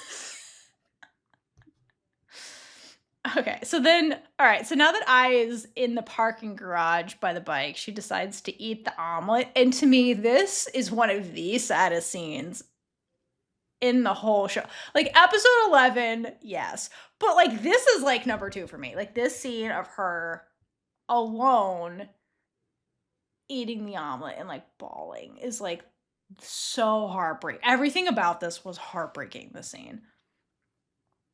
Right in the beginning, there's like a single tear that falls as she's like starting to eat the food, and it's like she's trying to cheer herself up with this food, but it doesn't work. I know. And so she sets that aside. So like the little bit of happiness that basically represented May. Yes, that's not even enough right now. No, I think she was trying to feel that residual warmth and love and caringness that May was giving her by eating the omelet, like you said, because it represents that moment where she felt cared for. But I think it makes it worse because May isn't there and Ai is alone in a creepy garage by herself. And so she ends up putting the omelet down and then hugs herself. And to me, this is the worst part. She hugs herself. And then if you watch her hand, she starts rubbing her own shoulder with her thumbs. Like, this is a comforting gesture. So, like, to me, this is a trauma behavior because the girl is never, like, feels loved. So she's trying to, like, hug herself and make herself feel loved by herself. And it's so sad. Like, this was horrible. Like, how unloved Ai feels. Like, it's just awful. We saw this a little bit with Officer Hottie too, in that scene where Pang's just fully ignoring her. Yes. I brought up that she like grabbed her arm and like rubbed it slightly. You don't see it because it's pretty quickly in the cut, but it shows that like she is getting to this point too. Mm-hmm. And Mm-hmm. but like Mm-hmm. I right now is feeling all the things. It's all coming back to that earlier flashback with her sitting in the alley Burning in burning her dreams. book because she's losing everything, I feel losing like all hope. she hasn't had it for a long time is the thing. And Well, I then, think she's getting a little bit back with May, yes, but that all makes of it that's hurt. coming It to a makes it head. hurt more. Yeah. It's so So shitty. like she let herself have that little bit of hope, but knowing that she could never fully have it. Now it's just the realization Ugh, so and the shitty. guilt of that coming head full force onto her. It's like she got hit by a car. Yeah. I think she's just feeling really alone in this scene. And we crossfade, Caitlin, which means I was doing this for a while, which is even sadder. And the last shot we get, to me, is the most devastating because it's this wide shot of I in the garage, hugging herself all by herself. And this is when she looks incredibly small in this dark, dark place. And so I think this is just how she feels. She feels small, she feels alone, and she's having these dark, bad thoughts about feeling unloved or whatever it is. And it's just so sad for I. The shot is also very busy and consumed by like all the other things in this garage that it's hard to spot where I is at a quick glance. Yeah. And I find this poetic because I don't think I knows who she is or where she belongs. Because in her Yes. head, none of her relationships feel real. No one can see her. She feels like nothing, just like a speck of dust surrounded by the life going on around her, the Yeah. hopelessness. And this is a terrible place to end this episode. But it's also beautiful because just like the beautifulness of just these shots and all the volumes that it speaks with just a single image. Again, great job at GMMTV. Yes. I needs a hug. We need a hug. We need hugs. Yeah, unfortunately, we'll be ending the episode here, which is a really sad place. But don't worry, the next half will be happier and more May and I flirtier. But we had to get the backstory sadness out of the way. But there was a lot to appreciate in this episode, even though it's like it's hard to watch certain scenes. It's just they all serve a purpose and really do help develop I and May and Officer Hottie and Jan, thirsty Jan. Oh my god, that was amazing. Oh my gosh, yeah. No, I love because like you could see like the chemistry there in the other episodes, and then like to get this confirmation is like okay, they are going there. There's no straight person in sight. No, there isn't, which is nice. It is. It's very nice. It's very nice. What's All right. not nice is you whining, Brooklyn. Sorry, my dog is being a butt. Anyway, So before we can, our final thoughts. yes. So Taylor Swift songs. You have. I do one. have one. I do. Okay, so I used to think this is a very upbeat song, and I just learned today that it's very sad. So the song today is "The Outside" by Taylor Swift, obviously on her debut album. And the lyrics are, "You saw me there, but never knew that I would give it all up to be a part of this, a part of you. And now it's all too late, so you see, you could have helped if you had wanted to, but no one notices until it's too late to do anything. How can I ever try to be better? Nobody ever lets me in. And I can still see you. This ain't the best view, on the outside looking in." I mean, I wrote that. Basically, Not I. I didn't write that, but Caitlin wrote it. I Caitlin and wish, Taylor man. Swift. Apparently, I would have been 10 years from now. Whew. You wouldn't be on this podcast if you had written this shit. Anyway, that's just I love that. always on the outside. That's a good one. It's a great song. I'm gonna say red for this because I was so emo in the beginning with her like screaming in the alley. So that song is basically like using colors to describe big feelings. And so like I feel like that was Ai's energy in the opening scene. Where she was That's she was fair. seeing some red when she was like, it's blue like I mean, yeah, know. she's also very blue. Yes, exactly. Like I feel like this was a big emotional episode for Ai, where there's a lot of scenes where she was having either new emotions or like escalating emotions, and so it's kind of that like roller coastery, big feels kind of thing. So I feel like that's a good song to kind of like encapsulate And that. one of like the line is loving him is blue like I've never known. Like, she didn't know this type of like she loves May, and it's the first time she's feeling that, and now she's kind of losing that hope too. It's like that's something new for her to be dealing with on top of this normal feeling of not being enough, and And just then another missing layer. him was dark gray all alone, and there's Ai at the end feeling all alone. Because like missing not even a person, but like missing love, being loved. There's the dark gray all alone. Like it fits all of Ai's emotions, I think, this episode. Wonderful. So good. Another great song. All right. Big Gay Energy Award. May. Just May. I also give it to Officer Hottie catching Jan because Ooh, yeah, that was a good one. Officer Hottie catching Jan. That deserves many awards. I'm gonna give it specifically to when May was like, "Oh, you're hungry." all that banter where she's like, "You're gonna eat me later." I just so you know, you're not getting out of this. The way she wouldn't let it go, I think that's big gay energy. But Officer Hottie catching Jan, yes. So we've come to the time where I give you a secret word, and I completely forgot about the word this time. So I have a question, and this is going to be a challenge for probably most of the people. I mean, you have to know at least one title because of the radio. I want you to weave in a Taylor Swift song title in a comment. Ooh. Just naturally. So, like, we gave you 2 song titles in this episode. If you go to the end of our episodes. Or, just Google. There's at least 276 songs. Or you could probably make up something. You could just write a normal comment. There's probably a title It's probably in there, yeah. You never know. Just write a couple names out. Probably one of them is the title. Well, can't wait to see what you guys come up with.